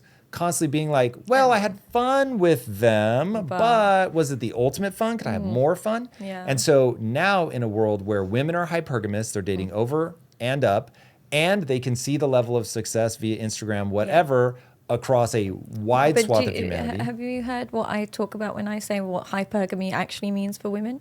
Tell me more. I know that the traditional sense, hypergamy is just, women want someone older, richer, all of these things. I say actually none of that matters. Women, actually their definition of hypergamy is the man that she can't manipulate. That's the only man she'll find hypergamous. A 19-year-old who's dating a CEO who's 40 years old, far more successful than her, taller than her, more grades, more qualifications, everything is above her. You would say that she's hypergamous. I can guarantee you, if she can manipulate every money, every piece, get rent from him, get a car, she will still throw him in the dust and find somebody that she actually respects. That's not hypergamy in a woman's eyes. Hypergamy in a woman's eyes is, we can't fool you. Simple. She would rather be with a man that is less successful, less intelligent. Not that she'd rather be, but she'd be more submissive to a man who's less successful, less intelligent, might even be a bit shorter, but he doesn't fall for nonsense. He knows when she's trying to manipulate him. She can't trick him. She can't manipulate him. So I believe hypergamy is defined purely by the art of manipulation, not actually by the arbitrary things. Of course, we want someone richer and taller, but the baseline of that only matters if you're more intelligent than us. And we don't define intelligence by financial success. We define intelligence by, can I manipulate you, yes or no? If the answer is no, you are not an idiot. You are not going to pay my rent while your own daughter's rent you don't even consider, or you are not going to buy me a car because I slept with you a couple of times. You're not stupid. But if we find that, oh my God, I can tell him that I need his card and he gives it to me straight away, or I can tell him that, you know, I lost my job so I need rent, he gives it to me straight away without me even knowing him that well, just because, immediately she loses respect, and therefore the hypergamy disappears. So I think you're onto a really important addition to hypergamy, but I can hear the men in the comments screaming right now, like, I can't be manipulated. So, but I still can't get a date. I think the key to add to that is that it has to be someone that the woman would want to manipulate. And so if she's not drawn to you, attracted to you, finds nothing interesting about you, it doesn't matter that if she tried to manipulate you, tell her to fuck off, you're not interested, whatever. There is a dynamic there. So first there has to be mutual desire. And then there has to be a very mature thing in it. It's funny. So but I don't think men look for mutual desire anymore. I think men with high False. self-esteem do. I think men with super high self-esteem, I think the baseline is men with super high self-esteem, reciprocity is more important than beauty. As long as she wants him as much as he wants her. And this is like, men with high self-esteem only know what women look like who like them. So they know women to want to take their clothes off. They know women that are calling their phone 24/7. They know women who are initiating sex. That's what men with high self-esteem, that's the type of women they're around. Men with low self-esteem, which is getting more and more, don't care if she wants him, just as long as he gets to touch her. So that's where you'll find these men that go to escorts. You'll find these men that go to webcams. These men that go, travel, passport boys. They don't care if she wants him or not. Just, does she let me have sex with her? They're not looking for mutual desire as much, particularly as they get older. You think they're not looking for mutual desire, or they have given up on finding? I don't think they know what it even looks like, because they've so replaced mutual desire with attraction from their perspective. I had a video that got a lot of hate, where I said that the use of prostitutes is legal rape. And I believe that men who look for mutual desire, they realize that consent is not simply somebody saying yes. It's somebody who wants you as much as you want them. That's what true consent looks like in their eyes. Whereas men who use prostitutes, consent simply means yes, regardless of whether that's manipulated consent or whether that's, groomed or whatever it is, as long as she said yes. So even if you had to get that yes through an envelope on the table, they'll take that yes. They just want permission.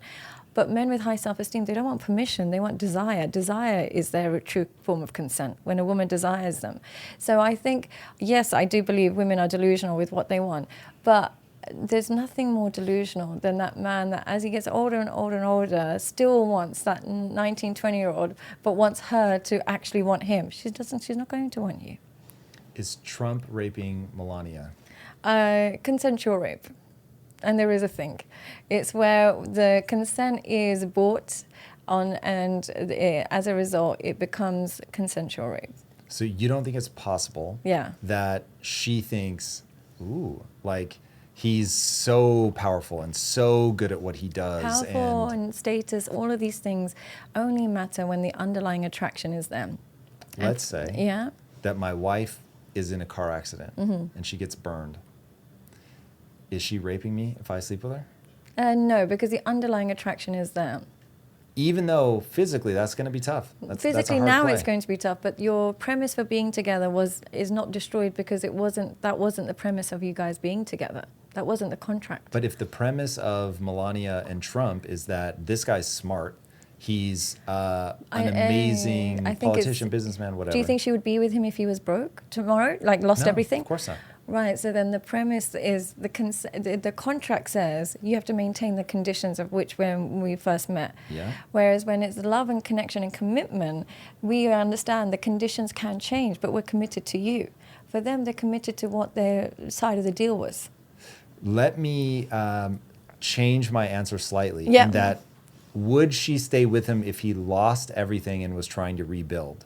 I don't know. I literally, I'm surprised I remember her name. So that is like how not attached to that world I am.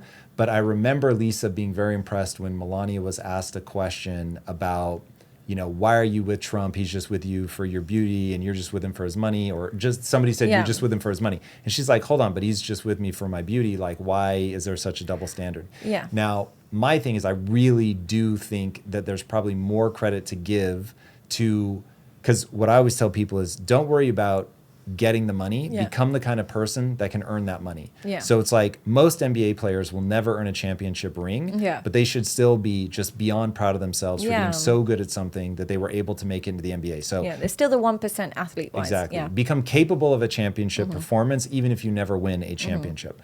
So it is possible that somebody is just so good at a thing that somebody finds intoxicating that they're able to get past that. So I agree with my wife. There are things that I'm into with her where the looks can and will fade. And I'm still going to be way into her. But I think that there are far more dimensions upon which people can be connected where I wouldn't call it consensual. Rape. Not that I'm ruling out the concept. The only reason I would say that is you have to think that is if the condition in which you chose to marry this person, if that was to change, would you still be connected to the person or are you connected to the condition? I think it's all conditions all the way down. So if I stopped having a growth mindset and being persistent and taking care of myself and finding my path to confidence, I agree, and same with my partner. I would say the conditions are you have to be kind to me, you have to be loyal to me, you have to be loving to me. Those conditions have to be met. But my underlying and your underlying conditions are not transactional. They're more mutual. They create mutual connection. Whereas for some people, those conditions don't create connection. They are just conditions. So it is just rich. You stay beautiful. You stay rich. And once either of us breaks the contract, we go because there's no actual connection in that creates longevity. Which here's the thing. I have no problem with transactional relationships. I actually think in this day and age, I can actually understand why a woman would say, you know what, you can't trust men anymore. They all cheat. They all do all this nonsense. I'd rather be with a rich guy, have all my kids with a rich guy, and then if we get divorced, we get divorced. I completely understand that guy. And similarly, I totally understand the man that says, you know what, women, they're all the same headache. They all want the same thing. Why would I be with one that doesn't give me any sex when I could be with a young girl that's constantly got energy and she gives me sex? I totally understand the transaction. But what I don't understand is the delusion behind it. If you know that's what you're going for, don't expect intimacy from that connection. So I'll meet people in those relationships where the man genuinely believes there's an intimate, long-lasting, monogamous connection. But it's not possible. If you're I agree with doing absolutely anything you want, just don't be delusional about it. If you're dating a woman half your age that doesn't speak the same language, totally fine, you're using her for her beauty, but expect her to be using you for your looks. Men are genuinely believe, no, she loves me. She loves me because of the term hypergamy, because I'm more powerful and more successful. Women only care about those things more once they're fundamentally attracted to you. They have to be attracted to you first, then we give a shit if you're intelligent and powerful and successful. But if that underlying attraction is not there, then we're just using you. And the underlying attraction can't be there when there's a significant age gap. Some people will say, no, it can. 90% of the time when couples like that happen, she always leaves with a younger man. She'll leave with the broke personal trainer. She'll leave with somebody that's around her. Because here's the thing with women. We fall in love with connection, and we have the most connection with people who are similar to us. And when we have got huge age gaps, he might be gorgeous, but we are not connected to somebody that is from a completely different generation or anything. They're just not connected. So this is something that men forget. The reality is women were designed, one of the reasons why women can move on quickly from heartbreak and relationships and go from one man to another is in evolutionary times, if they lost their partner to war or to predators or whatever it is, they would have to find another one. Even if they shared him with another bunch of women, they would have to do that, otherwise they die. So we have these instincts in us that we can't always explain. Now, a woman's instinct is always to be somewhat looked after. It doesn't even have to be financial, but just knowing that a man looks after, that could mean, did you get home safe? Did you was work okay? Did you get on your flight okay? Just checking in. Women really value that. Yeah, that checking in, whether it's financial investment or emotional investment, they need it in order to feel safe. For a man, the nurturing is really important for him. That nurture is their way of understanding you appreciate them. When you nurture them, they take it to mean you love and appreciate me. When you don't nurture them, they take it to mean that I'm an ATM here and no one cares about me. So they get drastic with their responses. So I would say that the emotional and financial investment is what women generally like to look for, and the appreciation and nurture is what men tend to look for. Okay, so a lot of women are having a seizure over that right now. Let me ask, should a woman submit to a man's leadership? I think that when you meet a man who is such a safe bet and so secure, submission is a natural consequence. Now, if you refuse to do that because you don't see, like, it just goes against everything, the narrative you've been taught, you're depriving yourself of a really beautiful relationship. I'm not saying submit to every man, but a good man who cares about your well-being, you'd be a fool not to submit to him. You'd be a fool to argue with him. You'd be missing out on a great connection simply because you want to maintain your independence. But independence is overrated. Give me details on what it means to submit.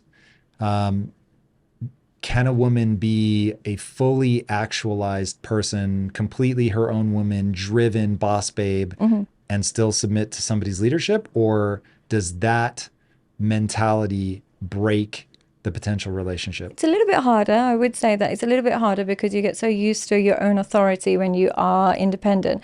But I would say is delegation. You might want to have a really great career outside and be your own boss, but at home there's certain decisions that you allow him to lead on, and you allow him to lead on because you trust his leadership, and you don't giving him that authority is because he's earned it through trust, love, and leadership. You know you can trust his authority. You don't need to have a say in every single thing in life. Sometimes you should just relax, and if you are that boss babe, don't you want some areas of your life where you don't have to think and somebody else can just lead? It's good for you. It's recharging your batteries. So I would say that if you are really successful, find areas where you don't have to think. It might be when he plans a holiday, when he chooses where to live or something like that. Instead of fighting that, embrace that as a way of your off period. You don't have to think. You can relax and see it as in a positive rather than negative.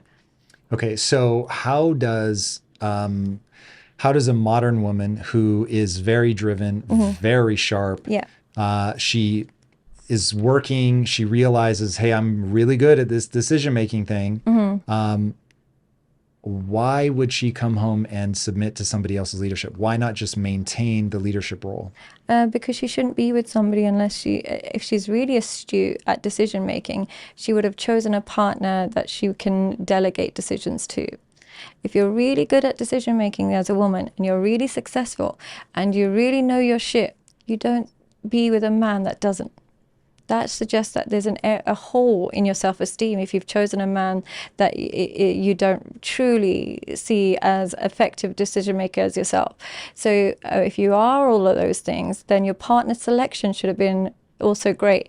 So great that there are parts that you can just delegate and then allow him to lead on. Now, are you saying that women are hardwired? Because we both have the North Star of human flourishing. Yeah. So are you saying that women will flourish more if they get, no matter how powerful they are, if they get with a man that is, they are the right person to lead in the family life? I'm not sure where you draw that line. Well, the thing is, if you really want to flourish, choose a man that who can put blindfolds on you and you trust where he's going, because essentially there's going to come a time, either through kids or through age, where you tire yourself out from being that boss babe because you're not designed for it. We're not always designed for it. It's beautiful. It's not always designed for it, or not designed for it? I think we're not fully. I think we're not, I think there's a time where we are designed for it, when we're young and we have the energy, or when we've got potential. But at some stage in our life, we get to the point where we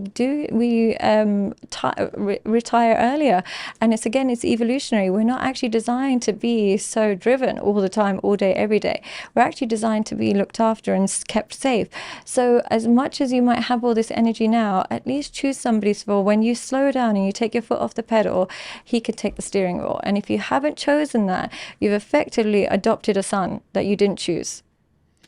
Interesting. Okay, so let's keep going down this road. So I hear you saying that this is really just an energy question. Yeah. Is it an energy question, or is it a hardwiring question, in that a woman who, and for the conversation, we will assume the man is worthy. Yeah, you worthy. See him as an incredible person. So this is not like you're submitting to a bozo. So you found a guy, he's a worthy leader. Yeah. So word. Are you saying that, no, the only time you need to submit is when you get tired, go do your thing, and then at some point later down the road, submit just because you get tired of doing it? Or are you saying that this is really the result of evolution, and evolution has left women in a psychological position where they will actually be happier if they submit to a worthy man's leadership? Yeah, I think it's the latter. I think you would genuinely be happier and you reserve more energy and fuel if you submit to a man who's worthy of submission from early, rather than, one day burning out and then thinking, now I want a man to save me because I'm so exhausted and tired. And I meet girls when they turn 33 onwards, they're just so tired of doing everything themselves. And they'll say to me, I am just tired of even carrying my grocery bags from the car into the house. I'm so tired of that. I know it's a more, but I'm so tired of it. Whereas if you pick somebody and you delegate and you submit as you're going along, what will happen is you have more energy throughout life. They give you that. That's what a man should be. He shouldn't be a burden. He should be somebody that you look forward to submitting to because you trust their process, you trust their vision. And if you haven't found that, then you're going to suffer. So why would it be that evolution would leave women in a situation where they don't want to have to lead all the time? They actually want to outsource a lot of the decision making to a man. Why would that be? What is the reward? Has evolution given them a reward? Children. What happens is, and that's why baby brain is a real thing. Women that will say, I've got baby brain, what they mean is once they become a mother, their brain is absorbed by becoming a mother. They literally start seeing their life through the lens of their baby. So they'll walk into a room and be able to spot the danger and say, that's dangerous. So they stop being able to think about themselves, and they stop being able to think outside of the lens of a baby. So if they don't have a man that they can rely on, they not only have to look after the baby 24/7, but then they have to worry about him, and they just get overwhelmed. Whereas when you have that secure man and you've submitted that you can submit to, when you go into baby zone, it doesn't matter. The ship is still sailing. He's got everything else covered. But when you don't, you then have to put your feet on both pedals, and you're going to be overwhelmed. So because we're designed to be mothers, we're designed to have somebody that we can submit to when we become preoccupied with the child. Okay, so in a modern context, when women can push that off, why not? Why submit if you never plan to have kids? Because you still run out of energy at some stage. At some stage in our life, we don't produce the same endorphins and stuff at some stage or another. And also, what joy is there from being completely independent? Isn't life more beautiful when you share it and depend on one another? We're designed to be in tribes. But I want to stay close to this idea of submitting to leadership. Yeah. So, so let me ask a slightly different question. Then would the optimal life strategy for a woman be to be boss babe mode until, call it roughly 30 to 35, and then so be with a guy that does what you say during those years, and then there's going to be a natural break somewhere in there, And or maybe I just had a series of relationships, and now at 30 to 35, I'm going to settle down. I'm going to find a man that is worthy of submitting to, and I'm really submitting probably is a word I don't like. I'm translating from them. I don't like that word, but I'm going to be able to outsource some of the decision making so I can focus on my kids. I think a lot of women do that, where they be with a man that they can control and then switch it up for a man that they want to take control from. I think the worst thing you can do is be with a man that you can control. Even before you have a baby. Even before you have a baby, because it gets you into the habit of seeing men as a nuisance rather than an addition to your life. When you have a man that you can control, what happens is you end up raising him. Yeah, he activates your maternal instinct rather than your sexual instinct. So you end up having to raise him, having to check if he's there, and so on and so forth. He becomes a burden to your life, and therefore you start to glorify singlehood. Whereas when you are with a man that you don't control and he actually helps control you, you see the beauty in a relationship. So I think when I meet women who are with men that they control, especially in marriages, they become disrespectful to him. They speak to him badly. They become a woman they don't like. Whereas when they're with a man that takes leadership, they actually remain respectful. They remain kind. They remain in awe of their partner for a long time. So I don't recommend ever being with a man that you can control. You become a woman that you don't like, unfortunately. Very interesting. Okay, so if being with a man that you can control activates your mother instincts, what activates a woman's sexual instincts? Being with a man that removes her fears. And what I mean by that is physical fears, like you're scared of other people, whatever, if that exists. Financial fears, emotional fears. When you're with a man that removes fears and replaces it with safety and connection and, mutual respect, then what happens is it activates your sexual desires. You can only, like your mum says, you can only orgasm when you trust. So when he takes away your fears, you can develop trust. You might wrangle this into fears, but I believe very strongly that there's one more piece of the equation if you really want to activate a woman sexually, and that is you have to make her feel beautiful. Yeah, I agree. I really agree. I genuinely think that a lot of women, when they deny men sex, it's really because they haven't felt beautiful in so long. So they think that if you don't find me beautiful, what is the point? Women, again, I know I keep using the word narcissistic when it comes to women, but our sexual experience is narcissistic. How much we enjoy it is entirely based with how you make us feel, how beautiful and loved you make us feel. And this is one of the reasons why I know I keep going back to pornography. I encourage men never to watch pornography when they're growing up, when they're young, because what happens is they develop a dysfunction, erectile dysfunction, and when a remote woman doesn't feel attractive, she can never desire you again. If a man can't keep his erection in the first couple of times, if they haven't established safety and they haven't got their loving relationship, but first couple of times he can't keep an erection, that woman cannot sexually desire you again, because you make her feel so ugly in that moment, even though it's got nothing to do with you. Even though it might have nothing to do, the man's like inability to perform may have nothing to do with me, but women take it so personal, and they'll never desire him again, ever. Whereas another man who makes her feel like like a goddess, she will desire him again and again. So it's in your best interest to not worry about what move or what angle or whatever. Just stroke her ego in that moment. Honestly. Man, mic drop on that. All right, that's very interesting. There's no universe in which you don't get hate from women on some of this stuff. Yeah. What do they say? And with love in your heart, because of course what do they say? And then with love in your heart, what do you say back to them? I struggle to find the love in my heart a lot of the times, if I'm very honest. But what I would say is usually it goes straight to appearance. Appearance is usually the first go-to. And so they don't even attack your argument. No, they're just like, it's quicker and easier to attack my appearance. What do they? They'll call me ugly. They'll say that it's all makeup. And if they don't want to say that, they'll say it's all surgery and all this nonsense. So they'll usually go to appearance.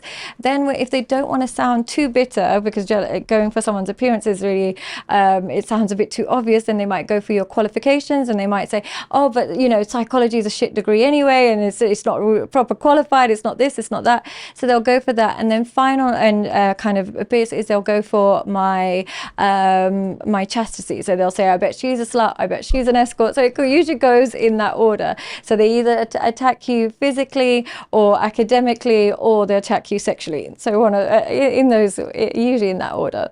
Interesting. So they're not, because what I was hoping they were going to give a counter argument. It's very, very rare that I find that. It's very rare that I'll find a woman that will actually argue against what I'm saying.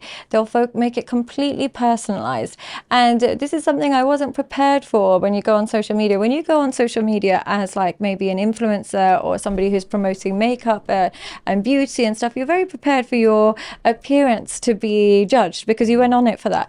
I had zero idea that that would be the focus. So what happens usually when I say a message that they don't agree with, it goes straight to my appearance. It bypasses the message and goes straight to my appearance or my sexuality or something along those lines, and to kind of lower my status as a woman. Wow, that's very interesting. Okay, I'm going to try to channel what I think would be a more effective argument. Somebody that's really going to address the idea instead of the ad hominem attack of just trying to make out like you're a bad person.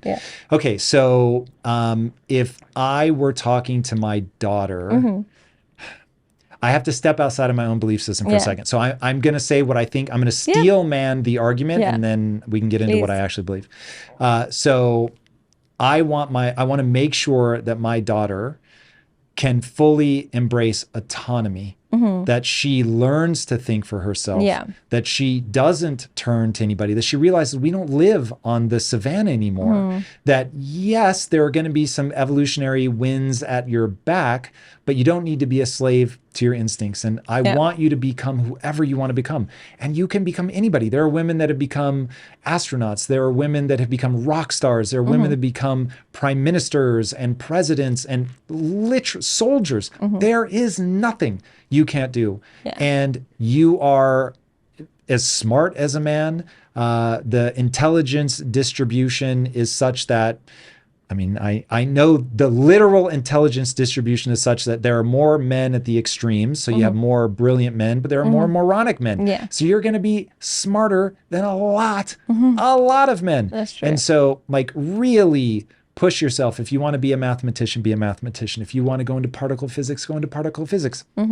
And you'll find somebody that you can love, and you'll find somebody that loves you. And if they want to stay at home and take care of the kids, that is absolutely fine.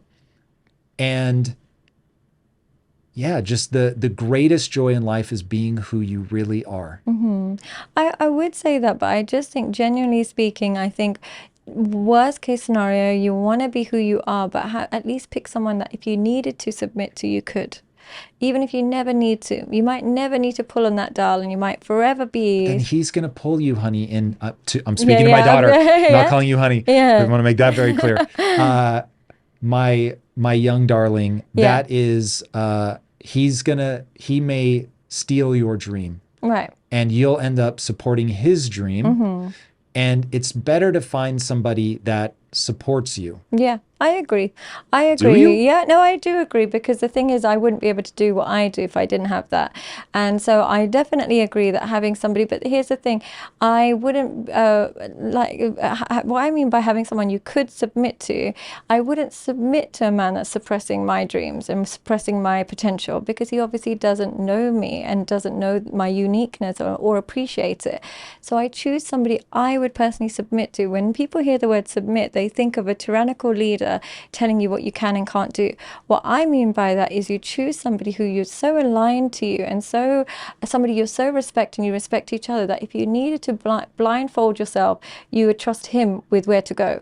And if you don't find that, why would you submit? Of course not. But when I say submit, I don't just mean pick a man and listen to him. I mean have a man that genuinely sees who you are, understands what's best for you, and therefore will guide you in the right direction. And if you need him to take the wheel, he will.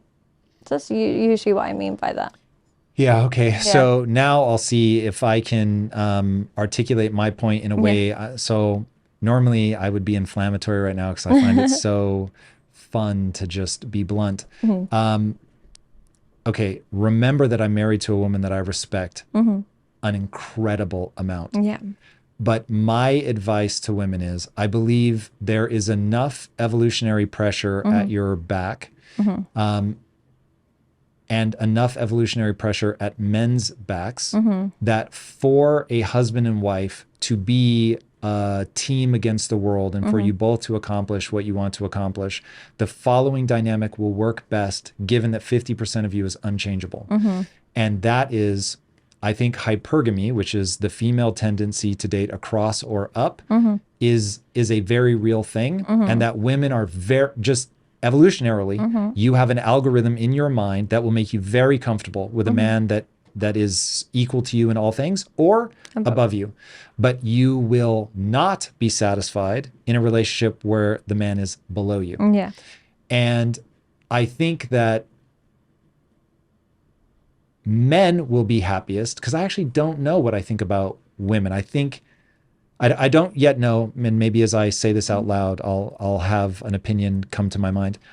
Men, I think, will be at their best in the relationship if they feel powerful. Right. And they're not going to feel powerful if you're better than them at a lot of traditionally masculine things, leadership being the easiest one to peg to. They actually produce more cortisol in relationships with women that earn more than them or take more dominance. So they literally experience more stress biologically and biochemically, which actually decreases their testosterone. So they have less sexual desire and more stress when they're around a woman who's more successful than them. Isn't that weird? It is not weird at all to me. Actually, it's fascinating, but it that makes rings so perfect true. sense. Yeah. And there's a great quote, of course, said by a man, but everything is about sex, except sex. That's about power. And the fascinating thing about when you were talking about a woman will not want to be with you if in those critical early moments you don't get an erection because she internalizes that as you're not attracted to me. And I remember hearing once that women don't like photos of a flaccid penis, but that while they, of course, do not, everybody listening, they do not want you to send them dick pics of an erect penis. It's the worst thing on the planet. But if they have to encounter a penis, they are far more interested in one that's erect. And so that's so funny, yeah. From a sexual vantage point, because it means you find me desirable. Right. So flip that now. And for the guy, if he's not getting an erection, he doesn't feel powerful. Right. Of this, I assure you. And something is going wrong where he's in his own head, as he would probably say. And he's worried about something at work. Is there some element of it to do with the woman? It could, but there could be 1,000. I've said this before on camera. I will say it again. The first time, probably not the only time, but I will admit I am blessed because I stay in shape. My wife is very attractive.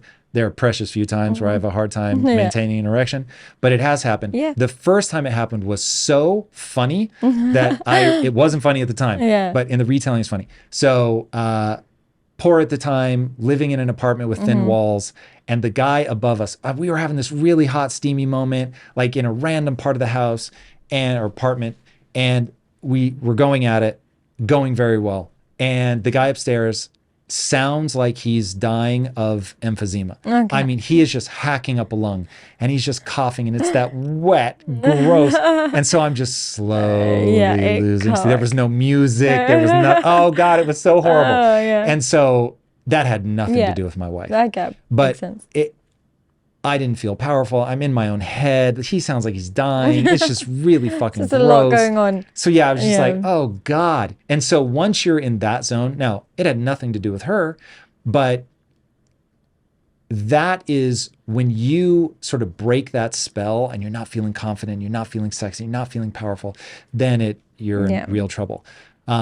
So that is...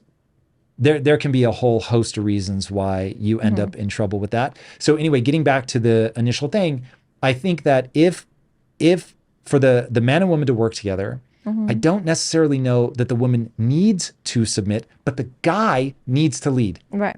And so, but I have a real strong belief in life. Never ask someone to slow down so you can lead. Right. Which means the guy has actually got to be the right person to lead. Yeah, that's it. And so, and this is what I hold myself accountable into my marriage. My wife is fucking amazing. She's the best business partner I've ever had. She's unbelievable. She has an incredible business mind, which I think took us both by surprise. We were like, whoa, you're really good at this. Aww. And so that's been amazing. But it also made me realize, yo, I've got to step up my game because I've got to outperform. And because I want to be the right person to lead. Now, hey, everybody, public service announcement. Leadership is about knowing when to follow. Yeah. And so there are times where my wife is just better at that kind of decision making. And so I'll be like, you're better at this than I am. Right. So saying that you're the quote unquote leader does not mean that you're an idiot and you don't know when to listen to the other person. Exactly. And so a good leader also knows when to follow. But that really does not mean that we lead equal percentage of the time. And I would say this in front of my wife. I would give her every opportunity to say that I'm not being honest. Trust me, she agrees. And so my wife, the thing she's always said is, I want to be as powerful as humanly possible. And I want you to be so powerful that I can be small in your arms. And I was like, homie, you get me. Like that's the juice. Because if you couldn't authentically make me feel like that, and if I didn't authentically make you feel like that, this wouldn't work. And so this is where I have empathy for the red pill community. All of this shit is complicated. It is very hard. I think, when you shoot above your range when it comes to a woman, either you're choosing somebody physically out of your league or, intellectually out of your league, you always suffer. You as a man. And I know that they kind of think, no, it's okay to be with a woman that's 10 times more beautiful than you, or it's okay to be with a woman who's more successful, whatever, you can fix it. Unfortunately, what will happen is she will use what she has above you to start losing respect for you sometimes. So it's always, if you, like you said, if you have to get some people to slow down for you to lead, it's a recipe for disaster. So it's always better to just shoot within your range. So find a woman that you are naturally able to lead rather than picking whoever you want and forcing her to follow your leadership. It won't work that way. Just pick within your range. What I love about the way that you talk about this is it is hyper practical. Yeah. And that is very much what I want for people. So I'm not saying it's good or bad that it is this way, but it is this way. It is this way. If you're going to choose a woman that's 20 times prettier than you are handsome, unfortunately, she'll feel irreplaceable and she might just start disrespecting you. Whereas when you pick somebody on the same level as you, what will happen is you both feel irreplaceable to each other because you match each other. So I meet so many men that are being abused by women and they're staying there because she's so beautiful, but she's abusing him because she knows he's not going anywhere. He also does not respect himself, which is why he tolerates that. Yeah, and so that's why I just think shoot within your range. And so the problem with today's world is people are losing sight of what their range is, whether that's financial or physical. Interesting. Why? Because of the materialistic or the kind of physical attributes of men and women are being highlighted on social media.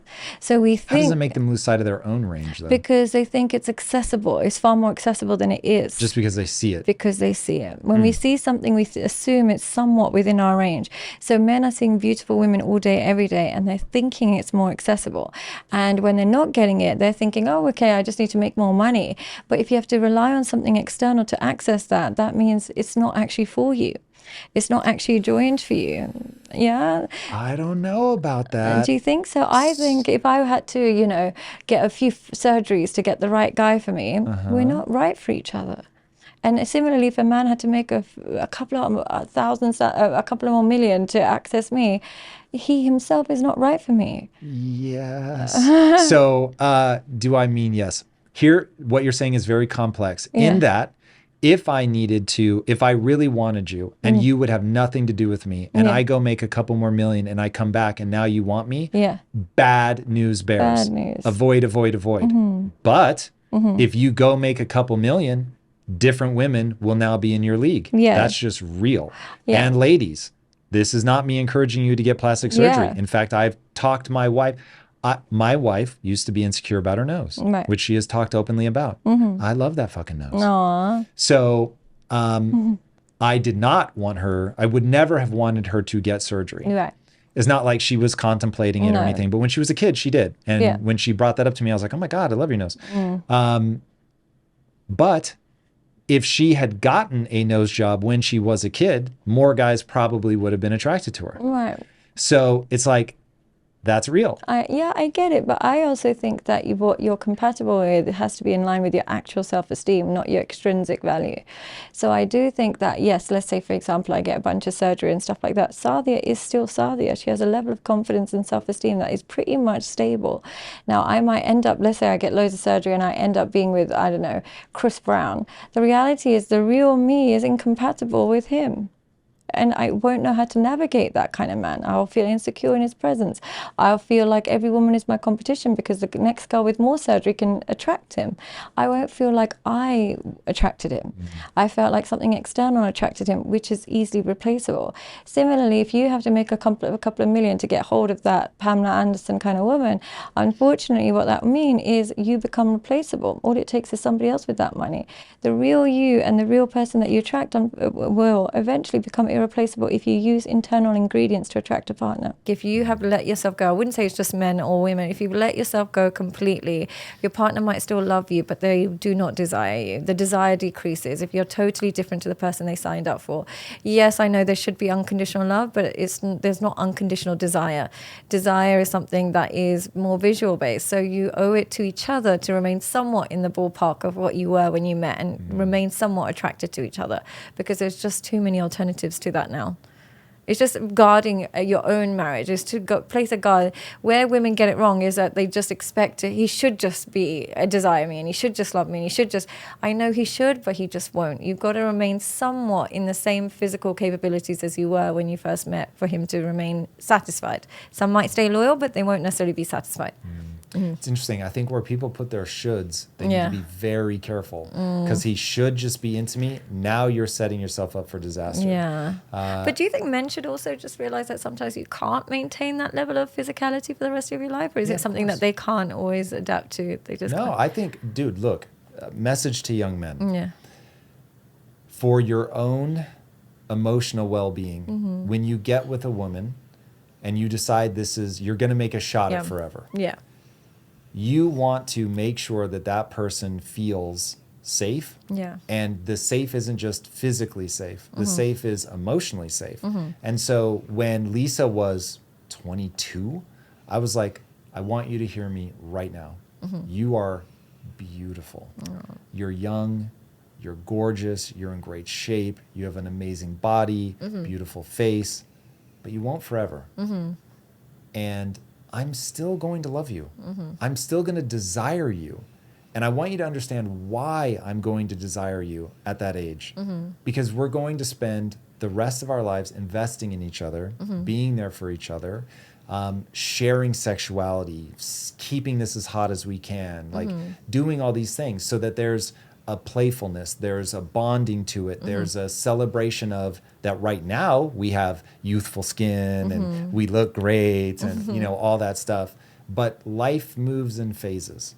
And this is a temporary phase, and I want to take advantage of it while we have it, but I don't want us to ever be surprised by how we will change. And so making those investments early on of both telling her, you're beautiful now, I'm extremely attracted to you now, and in the future, I'm going to be just as attracted to you. But what could you do that could potentially make you less attracted to her? Because the problem is when men don't vocalize when they've lost attraction, and then they just have a slow resentment towards their partner because they're not satisfied. Don't do silence. Yeah, so there have been times where both of us have not been in peak physical condition. And look, I used to walk around with six-pack abs.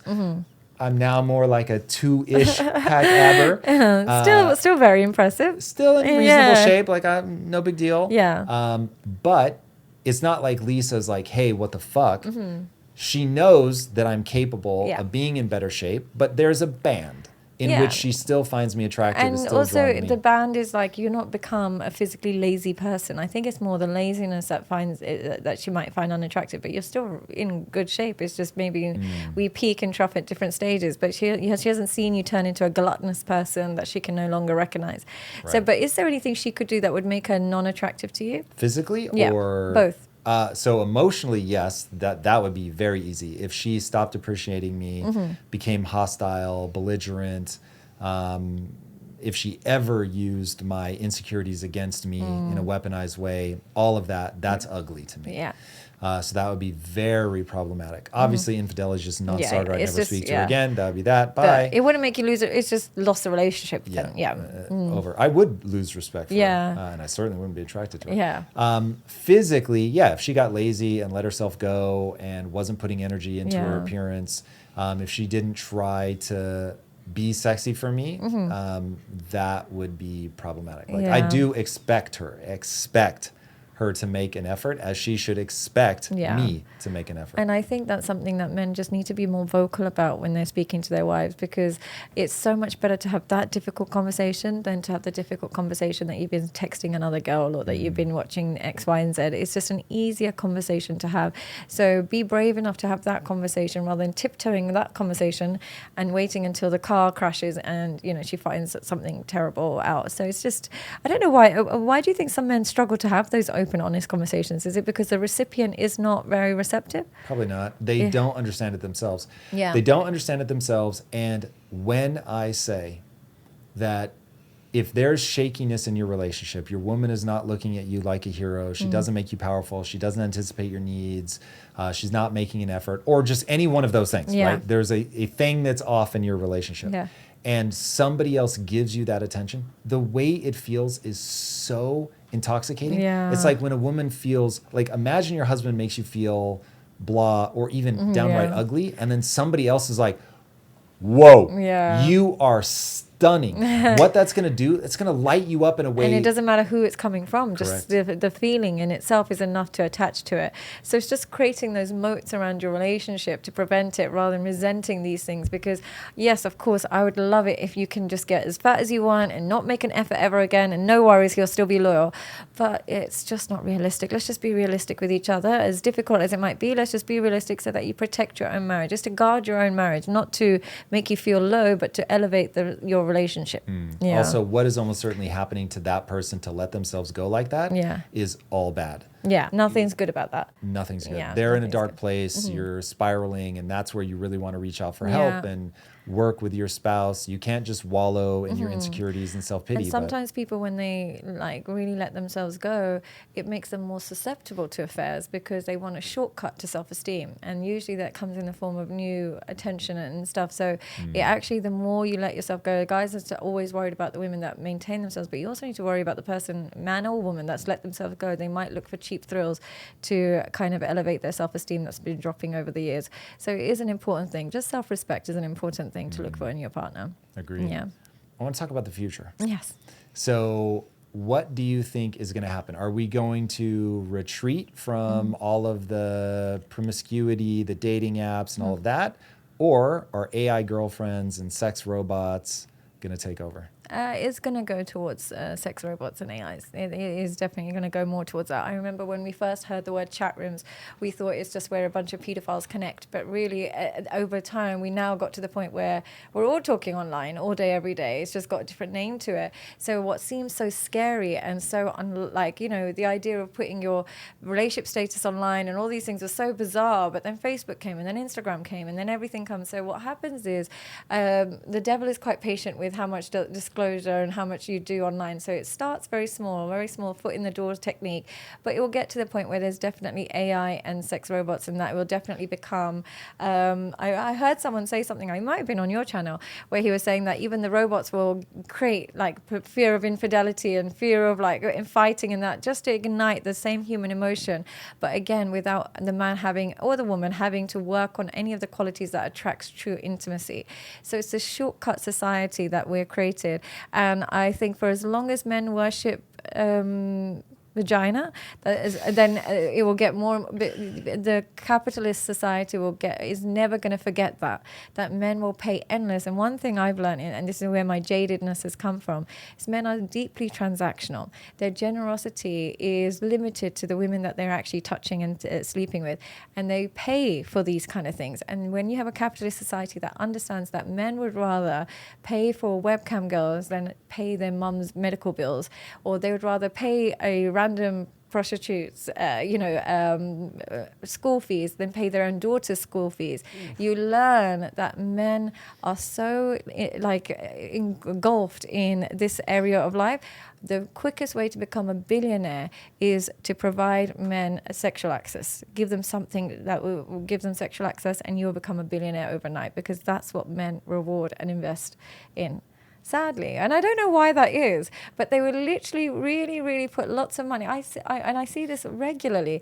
You'll see men that will literally, when it comes to, say, they'll say to me, oh, I don't really talk to my dad that much. Every time he calls me, he just wants a bit of money.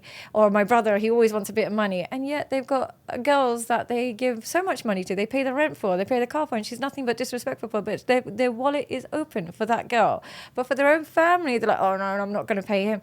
It's there's transactional nature to their generosity. And I don't know if that's a new thing or if that's always been there, but I have noticed that their generosity is very much linked to attraction and pleasure. I admittedly could never be into a woman that was hostile towards me, so that never resonates when you're like, oh, they're kind of bitchy towards them. That's super weird to me. However, if you look at the way that men engage with pornography versus the way that women engage with pornography. So first of all, female pornography tends to be books. So it's a written word describing the internal state, how people are feeling, all of that. A lot of buildup before the act. Whereas male pornography is shots of the genitalia. So when, like, if women really develop an understanding of male sexuality, they will have a much easier time predicting men's behavior. So when I hear that these guys put up with the belligerence or whatever, and they put up with needing to pay for these girls, what's really going on is going to be something like the following. I make so much money and I'm so powerful. I can just pay this chick's rent and she'll spread her legs for me. And that's kind of evil and definitely gross, but it's also powerful. It's like, I'm so good. Like they're going to think of it in weird ways like this. I'm going into this meeting with this guy and I'm going to be able to negotiate terms over him. I'm going to win over him. And that win is going to come to me in the form of money. And then I can use that money to get this bimbo to do whatever I want. Now I'm painting a very dark picture of a certain type of guy, but it's like that kind of chain is, he isn't the sheep that's, being abused by this poor woman. No. And the reason that he doesn't want to do it for his dad or whatever is because they're not triggering any of he doesn't get access to anything from them that he finds interesting.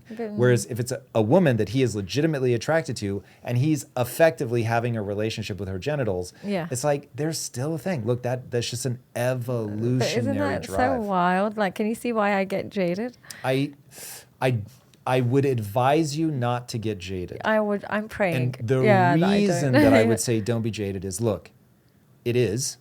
This is how nature has made us.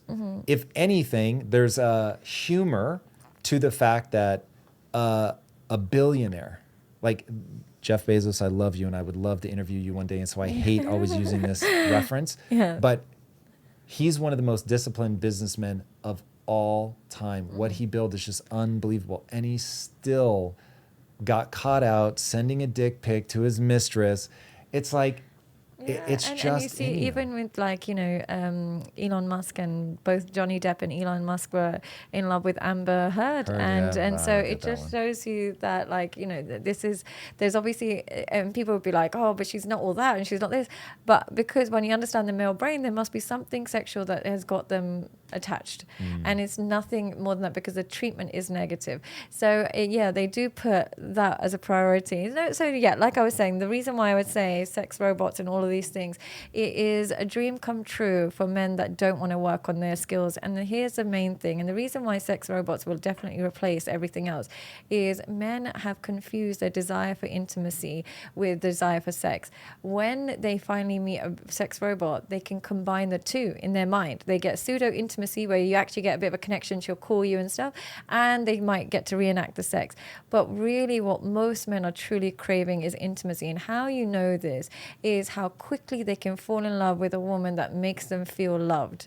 If they're attracted to a woman and she makes them feel loved, it takes very few minutes for them to fall in love, because their deep need is to, they don't look, and men particularly, as a man, you're built to be in tribes. You're built for connection. If you are lonely, it is a slow death for a man. And literally, in the tribal terms, if you are lonely, you are going to die. You need a group to stay alive. So the loneliness, they'll do anything to avoid loneliness, and they'll do anything to have sex. So when you create an AI girlfriend, you have literally, if you were going to invest in anything that would make you a quick billionaire, invest in those companies that are creating AI girlfriends, sadly. Yeah. Yeah. So let me ask, you said earlier that you could now begin to understand why the Quran says that it's okay to have a second wife. Yes. Yeah. Would you ever let your husband have an AI second wife? No, that would be even worse. I'd be like, what? That's worse. Way worse. I'd be like, you're a creep. Because here's the thing, it's just like, I would admire somebody's ability to have two wonderful women be in love with you. That takes work and effort. A man that can get two women to be madly in love with him and loyal to him, I can admire that as a form of masculinity. But having a man in love with me and then I'm competing with essentially a glorified iPad is insane to me. Like, how am I competing with something that you have to charge on a battery? Like, I would be mortified, not because of the competition element, because he's not the man I would admire. A man that is so desperate for affection that he will take it in the form of something that is electronic is not a man I admire. And that's what really my main issue. And same thing, some women, I meet so many women that will say, oh, my husband, he goes to escorts, but I don't mind that as much because at least there's no feelings and it's just quick dabble, this, that, and the other. And for me, it's like, I understand the psychology behind escorts. It's not they're not actually going because of the quick ease and release. They're going because they want to avoid rejection. They want to be in environments where they don't get any feedback on their sexual performance. That's really the underlying reason. They'll kind of mask it and say it's because it's easy and you pay them to leave. I've worked with hundreds of guys that have used escorts. Every single one of them has an insecurity in their sexual performance. Every single one. Because men who are secure in their sexual performance can get the same service from women that they don't have to pay. They can get girls in the club that they'll sleep with that night and then she disappears and he disappears. It's not the end of the world. Men who go to escorts, every single one of them has either had issues with ejaculation, premature ejaculation, they're insecure about the size. I'll always get it out of them at some point because they'll come to me, they're like, no, it's just quick and easy to get rid of them.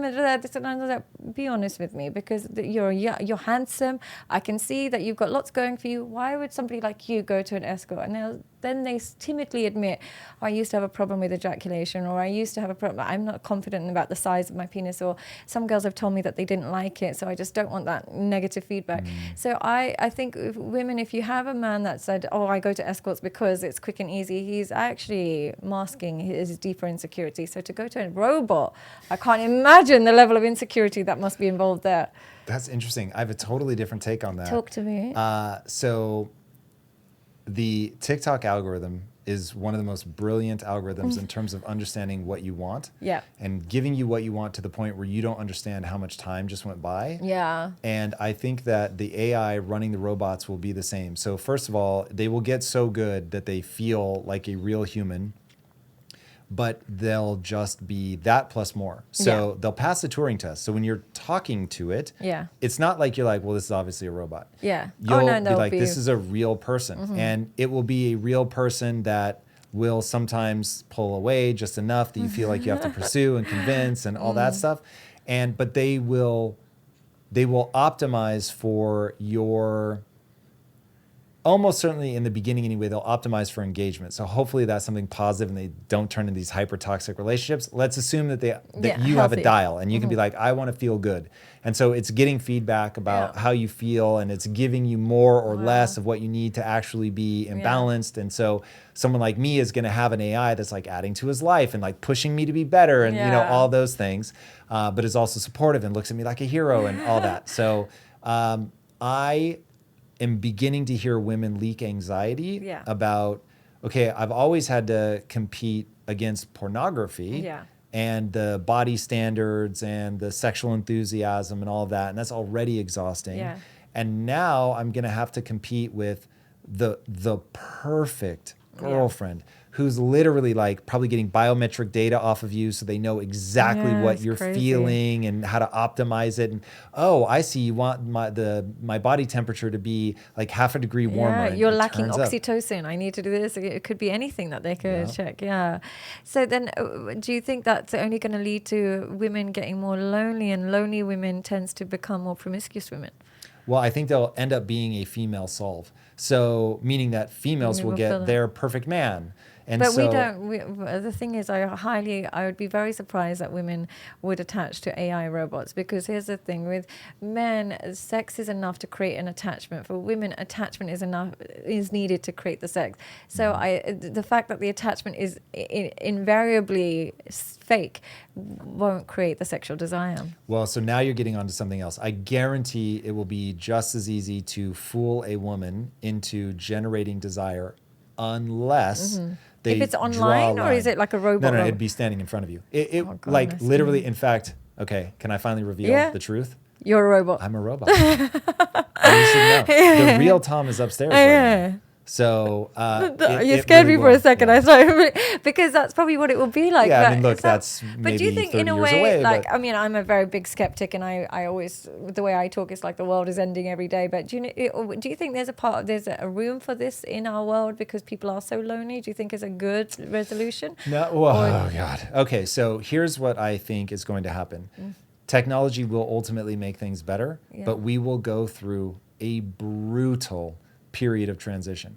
And that period of transition, I will, fingers crossed, we don't annihilate ourselves with a nuclear weapon or with a biological weapon, but assuming we get on the other side of that, yes, it will be better. But the long arc of history cares not for an individual generation. So it will happily obliterate millions, hundreds of millions, whether just outright death or just a terrible life where emotionally we're all super distraught because we're a transitional generation. So I don't think we get on the other side in anything approaching a graceful manner. Yeah, and will they create AI children as well? Like you can have children in it? Now you're onto my fetish. Secretly, I hold in my head, oh God, my audience is going to hate me for this. I brought it up once before and people went pretty nuts. I will almost certainly at some point raise an AI child. You think so? But I'll do it over like a 3-year span. Yeah. And so it'll just go to feel from, like? yeah, because you'll be able to dial the speed. So it'll be, I only want to spend a weekend with that as a baby because I do want to feel like I earned it. It's literally a baby, a robot? I mean, I'm making all of this up, but I'm just saying when you carry out how the technology moves, so in the beginning, it'll be like a Tamagotchi, where it'll just be a very convincing thing that you're interacting with on a computer screen. Eventually, it will be embodied as a robot, and they'll just get better and better. But yeah, you'll be able to dial it in the version that I think will be created, where it's like, okay, the terrible twos I only want to last for a week, and the teenagers, oh my God, like we're only going to deal with that for a month. But then isn't that just going to enhance depression? Because our buffer for depression psychologically is our ability to deal with tough times, and our ability to take rejection, our ability to handle loneliness. All negative emotion it's our ability to thrive through it that's going to actually act as a buffer for depression. But kind of warding ourselves away from it doesn't create the skills and tools we need for strong mental health. So how do we prevent a nation of depressed people? The AI will be optimized to make you the strongest, most resilient, most anxiety and depression-free human on the planet. Remember, we're going to pass through a brutal period. You and I both agree. It will get very bad before it gets good. And so in the early days, it's going to be kids spending 9 hours a day talking to replica on their phone, and they aren't able to get a real girlfriend in the real world. They don't have any of the advantages of it passing like a true Turing test. It'll be a nightmare. Yeah. But on the other side of this, you will be able to have relationships that are optimized completely to you, the most loving, what's the intention of this? yourself. What's the intention of the people that are creating this? Well, I mean, now we're going to reopen the can of worms around capitalism and all that. Yeah, because you can't get people to work without compensation. So that means that then money's going to be involved. Yeah. And that's how you're going to motivate people. And then if you don't allow them to garner enough capital, they won't work, which is why China started floundering and they had to bring in state-sponsored capitalism, but nonetheless a variant of capitalism. Russia had to do the same. And so, yeah, capitalism will once again get involved. So money. is the intention. Okay. Money is the thing that... But whenever the intention is money, then we have to compromise human health. That is false. Okay, oh God, we're going to derail again. Sorry for the viewers. No. For me, this is fun. Yeah. This will be a good test to find out what my audience thinks.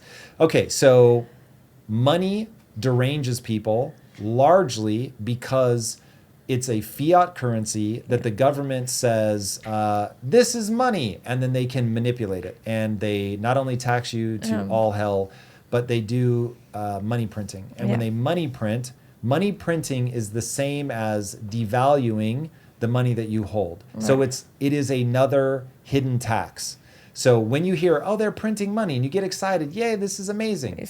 The reality is that they're socializing the losses. So they're buying assets, which is why people get really mad, but they don't understand why they're getting mad because they think I got a stimmy check from the government. Yes, but the way that they do that is they inject that into the financial system by buying assets. So the people that are rich, that own the assets, they benefit, and then everybody, even the poorest among us, get diluted. So their buying power goes down. So they feel like, but I got a $6,000 check. This is insane. I've never had this much money in one check ever in my life.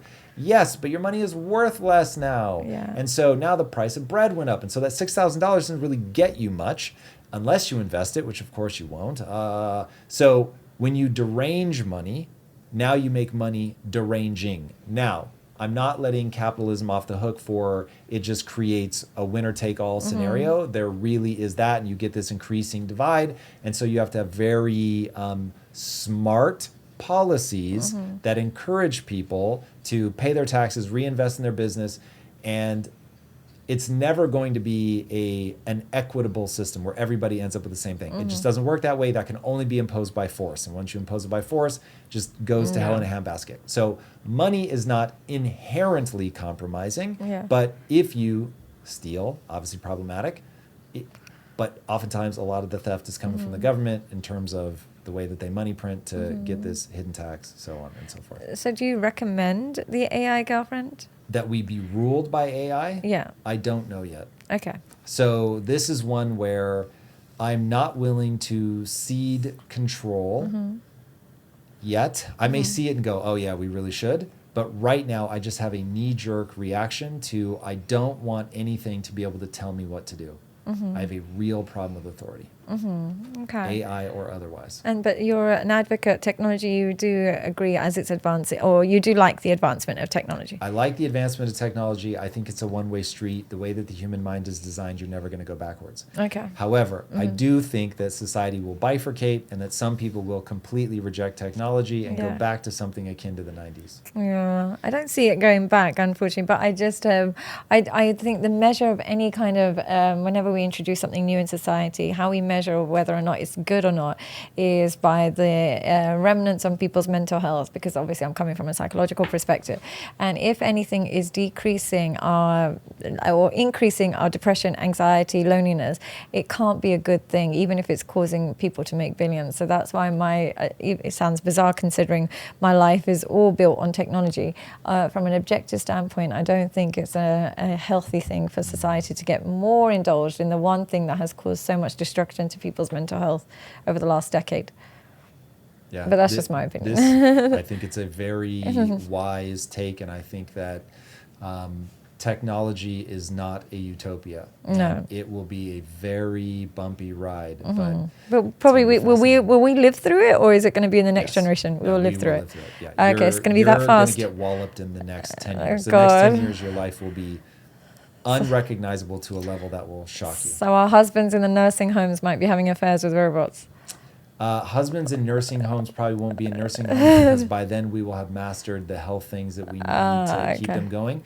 So yeah, if in 30 years I will be in my 70s, so assuming I keep myself in good shape, in 30 years, you're probably past what's known as the singularity, where things are changing so fast it is absolutely impossible to predict. Okay. Yeah, it's an impossibility. It's going to be crazy. Growing up in London and in the UK, where I didn't see oppression towards women, if anything, I only found hostility between women rather than between men and women.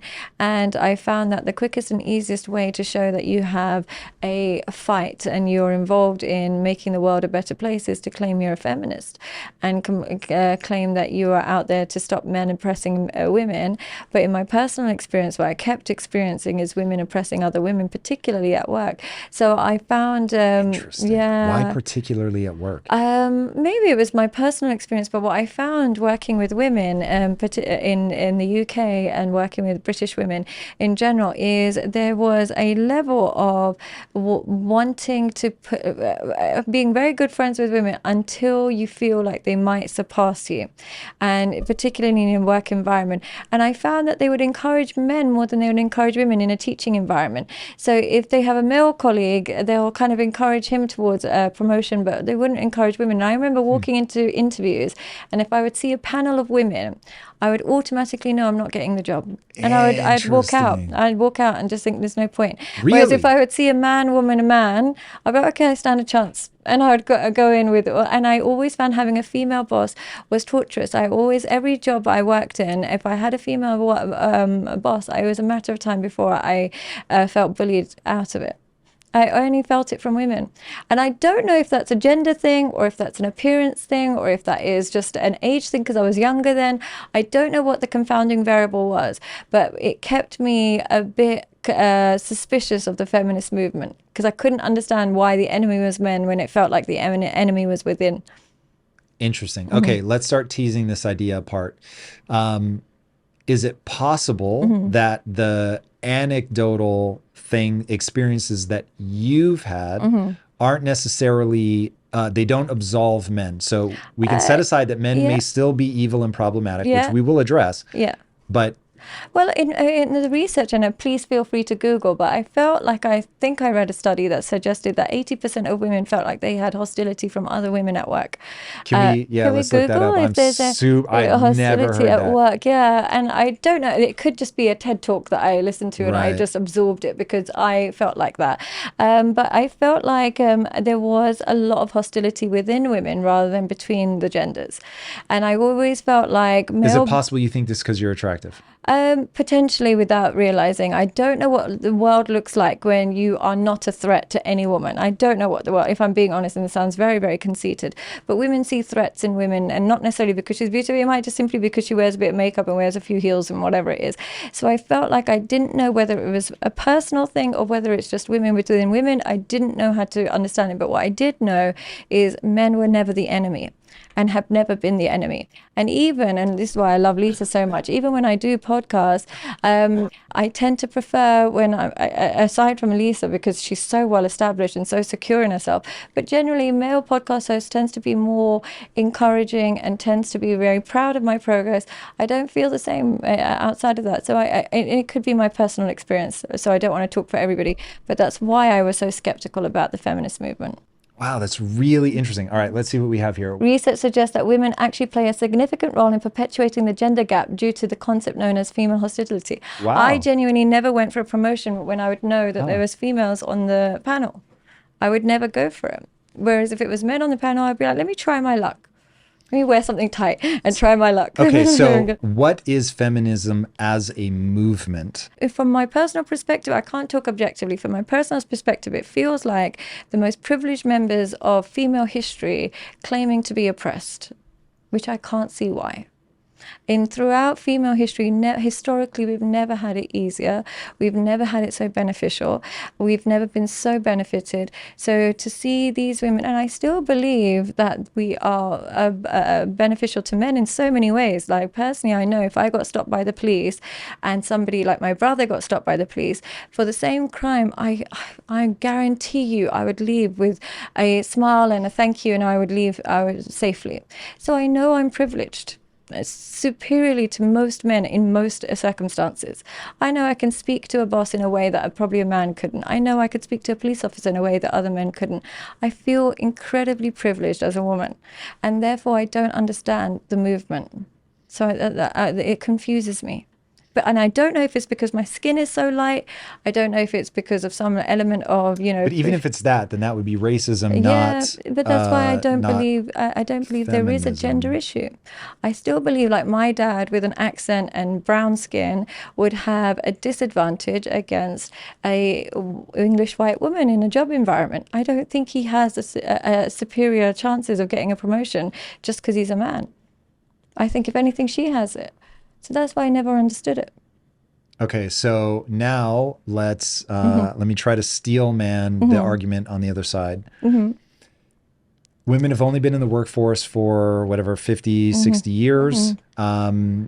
There's so much historical legacy of sexism. I mean, you guys had to literally throw yourself in front of horses and shit just to get the right to vote. Yeah. That's a real story, by the way. Yeah. I think she even died. Yeah, she did die. Crazy. Emily something. Yeah, so absolutely bananas that the sort of default stance was, of course you can't vote. Yeah. And even Winston Churchill, who I think is phenomenal, at first was like, yeah, women should be allowed to vote, obviously.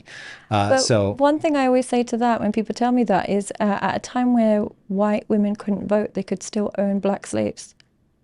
That's horrifying. Let's say, for example, I'm a white woman who couldn't vote. I could still own a black man as a slave.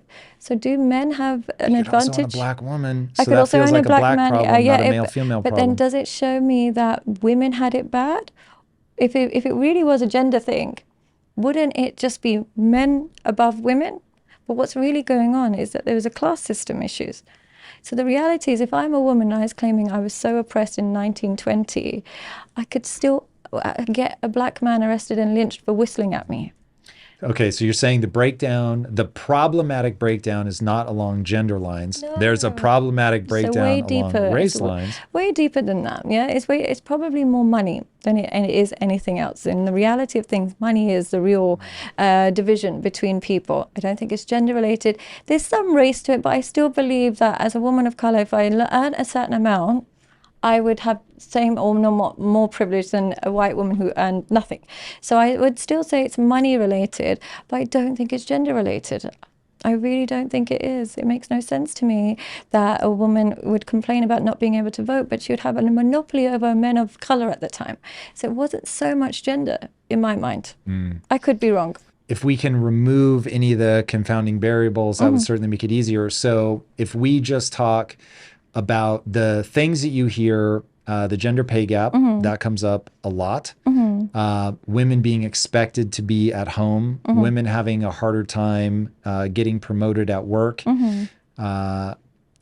Do you have any stats? Well, what would make me feel like a little bit, what I would try and understand there is when I see women not getting paid as much, I have to remember from what I see is women, once they have children, choose part-time roles more than men choose to be part-time after children.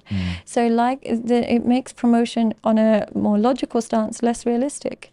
It's just less realistic that I'm going to pay you to do a promoted role when 3 days out of the week you're not there. So it doesn't seem like it's gender related, it's circumstantial. I don't think we're victims because we're women. I think our biology and our evolutionary pressures direct us in a way that make us less proficient at men in certain workforces, but it's not because we're of a gender, it's because of our biological pressures and our personal choices. So that's what I experienced from my work. I could be wrong, but I think the stats would suggest that women probably would choose to be part-time after kids far more than men would. Yeah, I think the data will bear that out, but admittedly, and I also just don't think why we're creating that division. I don't understand it. I think if we looked at it historically, everybody suffered at some stage or not, and it would usually be the people who would escape suffering tend to be the ones with money, not necessarily men, or not necessarily just white people. It would be people with money. And so that's why I try not to go down the gender route and the whole idea of feminism and stuff, even though I get so many messages and I'm very grateful for women who are like, oh, you're inspiring. And I'm like, oh, but you need to be careful because I'm not a feminist. I'm going to offend you at some point. But so they're going to hate me. So I always try and take it with a pinch of salt because I know the moment I talk about feminism, all of that strength that they love hearing me talk about when it comes to red pill goes straight to anger and resentment when I talk about feminism, which is why I almost feel like maybe I am gender neutral. Maybe I am a they, them, because I tend to be quite balanced and neutral. I try to be.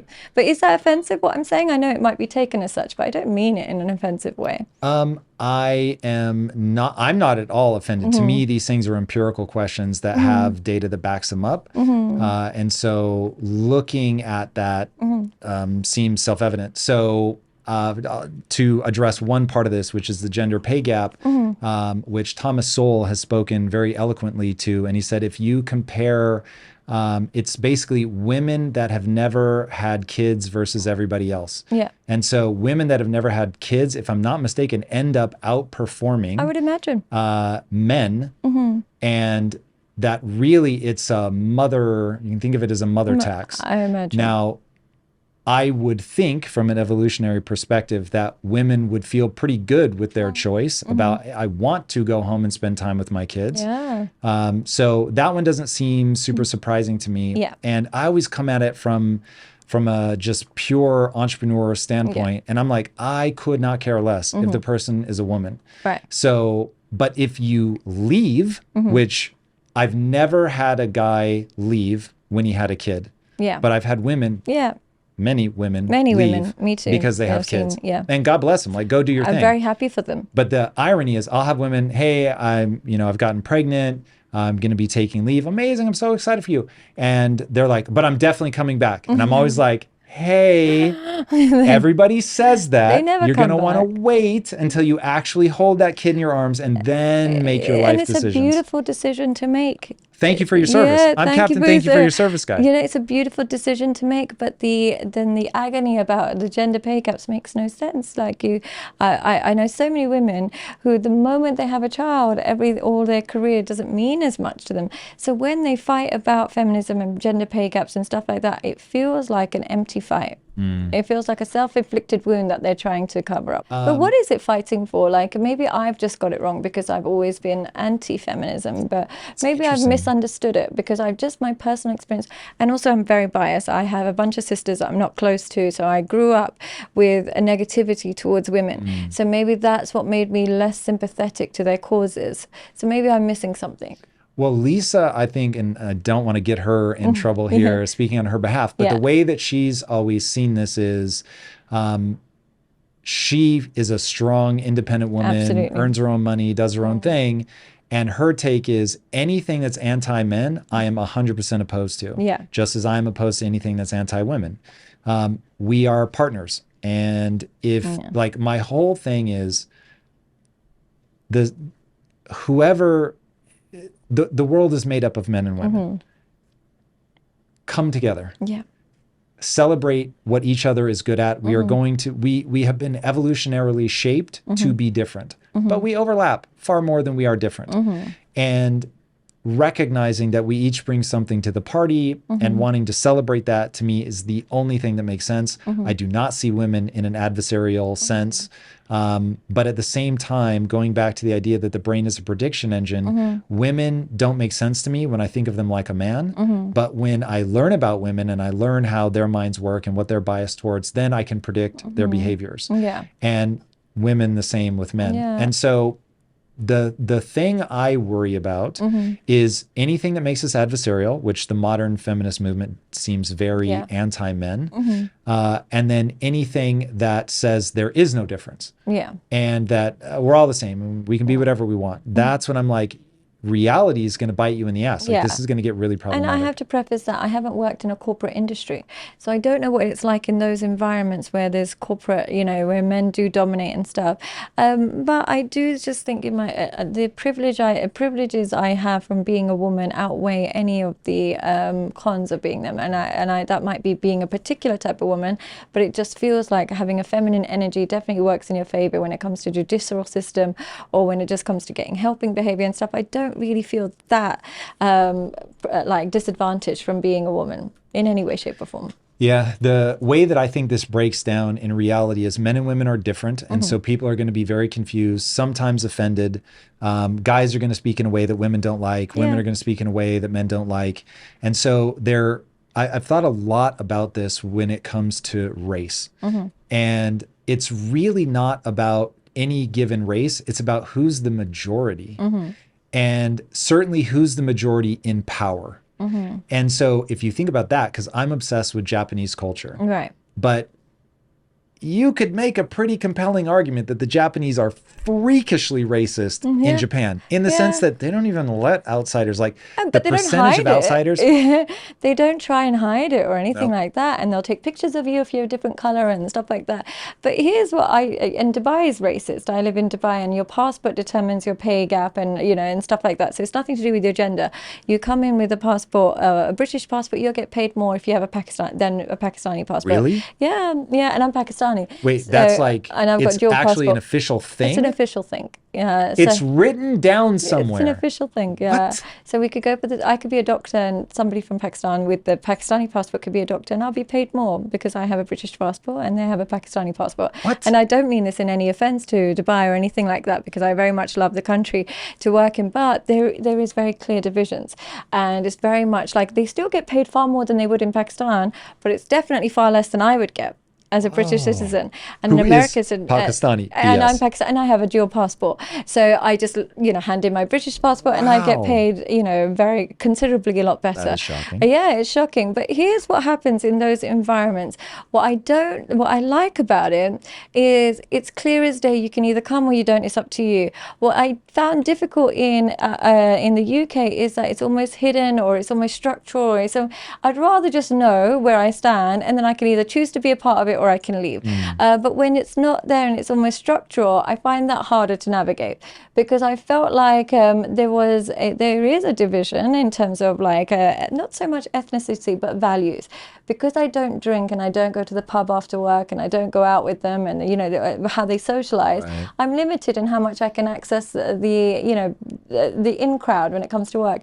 So I'd rather it just be on paper. Is that wild That's wild. Yeah, I would rather, oh God, that's really interesting. What would you rather? I would rather it not be on paper, because there's nothing you can do when it's on paper. I don't like the illusions. I keep it real with me. I get that, but humans are like that. Yeah. So first of all, they don't think they're doing it. And that's the thing. They don't think, I have to say that, they don't mean to do it. Yeah, it's not coming from a malicious place. They don't realize they're doing it a lot of the time. 100%. Yeah. And for instance, when I see an all-woman company, I'm excited for them. Yeah. Word, do your thing. Yeah. But then I also think that if a guy wants to, he should be able to do an all-male company. Yeah. Because then it's like, personally, here's what my current thesis is. Hire for culture, for sure. You want to share values with people. And then find the smartest, hardest working people you can find, male or female. Yeah. But an all-male company would be easier to get along, because I can talk. I know how I can talk. I know how they're going to interpret things. Yeah, and you know what paternity leave looks like, and you know that they are coming back, and I completely understand that. So, like I said, I could be totally wrong, but because I'm somebody who's let's keep it real with me, just keep it real with me. I'd rather be in an environment where I know what the score is than given the illusion of hope that you can make it, but probably you won't. No, I definitely wouldn't like that. You would really? No, yeah. I can't have a rule that says I can't do this divisive. Thing. I mean, to me, that's like 1960s America, where we're literally just like, fuck you, you're redlined. That's what it is. It is bad, isn't it? Yeah, that's really, really gnarly. And I need to believe that even if one of the things I have to get good at is fitting in, cool. So Japan, I've thought a lot about this. At one point I considered, do I convince Lisa to move to Japan? I'm into Japan in that kind of way. Yeah. And I thought, okay, I would have to deal with societal racism. I don't want to put that word on it. Is it racist, or is it just the way they? Because I don't know how to describe it. It's what I call school of fish. I'm much more comfortable saying school of fish, because I don't think that they have. I don't think they mean it in that negativity way. in their heart. It's just their country is their country, and they are used to seeing a sea of Japanese people, and they don't love the idea. Whatever, I get it. I come from America, where we're a melting pot, and I love that, and that's a huge part of my identity. I think that's dope, and I'm a big believer in you can only get to the truth by having a lot of different perspectives. I think that's really powerful. I think you want to share values and not share insights. Yeah. So that I'll just call school of fish. What you're up against is school of fish. People tend to flock with people that look like them as a proxy for people that think like them. And there's an evolutionary reason for that as well. For sure. Yeah. I think, honestly, all humans really care about is, do you share my values? That's the thing that everything else is a proxy for. Color is an indicator of that. Correct. So which is why I understand it. Yeah, it's a shared thing. It's a shared thing. Yeah. Now it can go super fucking wrong. Humans are weird, and we have an us versus them thing, and that doesn't serve us well in a modern context. No. But it makes total evolutionary sense. If somebody was a different color to you and coming into your tribe, you would know they're there to invade. They're not there to say hi to you. So it makes sense to have a level of fear or skepticism of people of different colors. It doesn't necessarily have to mean that it's coming from a negative place, or that's why I understand Japanese culture. I don't feel like they mean it maliciously. They literally don't understand they're that. Yeah, so they're lovely. so lovely. I consider moving there. But at the same time, I get it. White people tend to have a hard time. Outsiders. They have a real problem with foreigners. Right. Okay. What do they think you're going to do? I have no idea. Okay. That I won't speak to. I don't know enough about it. But I know some people that grew up in America that now live there. And they're like, bro, when they had a breakdown of who got the vaccine when, it was like foreigners were like in 97th place. It was like every conceivable stack of Japanese person. And then the like sickest, oldest foreigner. Then they could finally get it. But it was like, so your perfectly healthy 19-year-old Japanese kid, 100% was getting the vaccine before you. You know what? There's a weirdness to it. When I'm in cultures which prioritize their own culture first, I almost just sign the imaginary contract and accept that's the way of it. Whereas when you grow up in a country which expels the idea of racism and says that everybody's equal, you almost end up looking for the inequalities more. There is something to that, but I think here's where it breaks for me. If you're born in that country, it's pretty shitty to say, well, why don't you go move to a different country? Fuck that. Yeah. Like, so now that's rough. And as an American, like, I dig the whole melting pot thing. Yeah. So it's like, I want this to be a rad place, but for people who share my values. I won't lie. Like, I care about values. Yeah. And so that's where I can get like, I really believe in freedom of speech. Yeah. And so when people are like, you shouldn't have freedom of speech, then I get the heebie-jeebies. And then where do you draw the line between freedom of speech and freedom to offend? I think you should be allowed to offend any fucking buddy. Okay. So it's an equal... The only thing I'll say is you shouldn't be able to incite violence. Yeah, I agree. But I think you can offend everybody as long as you're looking for the pursuit of truth.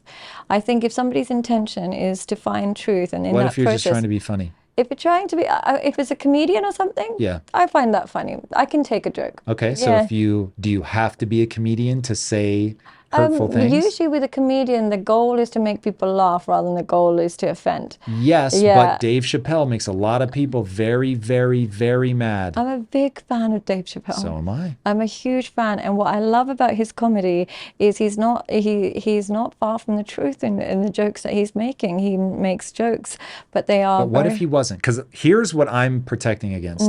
I do not want anyone to be the arbiter of whether they think he's going for truth.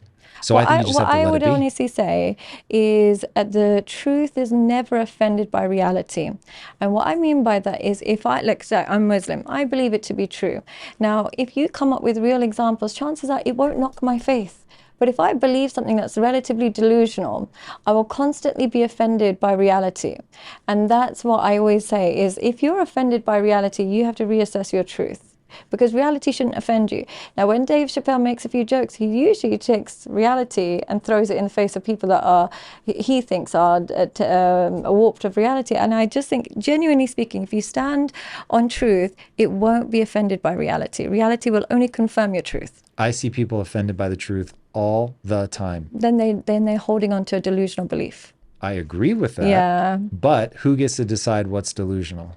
Well, reality does. Reality testing. So here's the thing. Like, for example, I watched Matt Walsh's What is a Woman? And then he would ask people, what is a woman? And they're like, oh, you have to ask a woman. I'm not a woman. That doesn't... They find biology offensive. And if you're finding reality offensive, then your truth is delusional. But they're going to say that you're delusional. So I'll steel man their side of the argument. Yeah. You're confusing biological sex with gender. And gender is generated in the brain and it is a spectrum. And so what you're calling a woman is really somebody that is a birthing person. I forget the verbiage they use. Well, but now what do you do with that? Because they believe that they are correct. What I would say to that is, then if you believe gender is a psychological construct, why when you are a man that wants to be a woman, do you change your biology? Yeah, I mean, I can give you an answer and I can steel man them till the end of time. But I think the real question to ask is, what should happen to somebody who is obviously wrong, but they're saying something? Well, it's not that anything should happen to them. So they can keep saying it. They can say it, but we shouldn't be tiptoeing around their delusion. Oh, I think everybody should say what they think. Everyone should say whatever the fuck they want, quite frankly, as long as it doesn't incite violence. Legally sanctioned to tiptoe and offend the person who is detached from reality, which is what's starting to happen. I take a different stance on that, which is that I don't think we want people determining what is true. I think, going back to my obsession, the key is that you don't want anybody who gets to be the arbiter of what is true. Yeah. Because that's where we run into trouble. I actually think the truth is oftentimes very difficult to ascertain. You think the truth is subjective? I don't think the truth is subjective. I think the truth is hard to identify. So think about Newton. So many people say he's the smartest man to ever live, but he was wrong about physics. But he was so close that we were able to pinpoint the movement of the stars, the heavens and the earth and all that. Newtonian physics got us to the moon, but we needed Einstein's physics in order to create GPS, nuclear energy, atomic weapons, etc. So Newton was wrong, but it was still useful. Einstein is wrong, even though he moves us forward, but he still doesn't have he doesn't have a unified theory. Now imagine if everybody said, hey, Einstein, shut up. That's wrong. It doesn't make any sense. You need to stop with that, because that's what people did. When he first came up with the ideas, everybody thought he was out of his mind. And I think that is super dangerous. And yet humans do it all the time. So do you think the gender debate, we should ground it in reality or ground it in people's emotional responses to being offended? You can't ever do, hear me when I say, somebody getting offended is completely irrelevant. And this should all be about, I mean, you're going to have to break everything up into its subcategories. I think people should be able to live their lives however they want. I think people should be treated with respect. And I think that if you're putting forward something as true, we should be able to put it through the scientific method to find out if that actually is true. And everybody should champion that. Nobody should say, whoa. That is a thing that's beyond reproach. You can't question that. You should be able to question everything. Everything. And so, should we put it through the biological testing of just genitals, or should we just, accept their reality with that? That's going to come down to entirely, why are we testing it? What are we trying to figure out? What's the purpose or the point? What is the outcome? What is the outcome that's bringing the question to bear? So, I mean, I don't live in LA, so I don't know how big the debate is here. Where I'm from in Dubai, it's non-existent. But is it quite a big debate in America? In day-to-day existence, I never encounter it. On the internet, it seems so exaggerated. On the internet, it seems like everybody in America doesn't know what gender means anymore. It comes up in some very surprising moments. And I have my share of worries when it comes to kids. That's where I get concerned. I always get concerned anytime that the biggest beneficiary of any law is a pharmaceutical. That is probably a very reasonable thing to be skeptical of. So the only stance I will take is everyone should be able to question everything. So people should be able to question the pharmaceutical industry. They should be able to everything. All of it. Nothing should be beyond reproach. And the scientific method should be our ultimate arbiter of truth when we need to pin something down. So it's a way of testing validity. Yeah, because human flourishing. That's where I come down. I agree. If you enjoyed this episode, watch my conversation with the one and only Robert Greene. Seduction involves the desire to lose control. And men share this as well, which is why men are often attracted to women who are slightly dangerous, women who are either a little bit crazy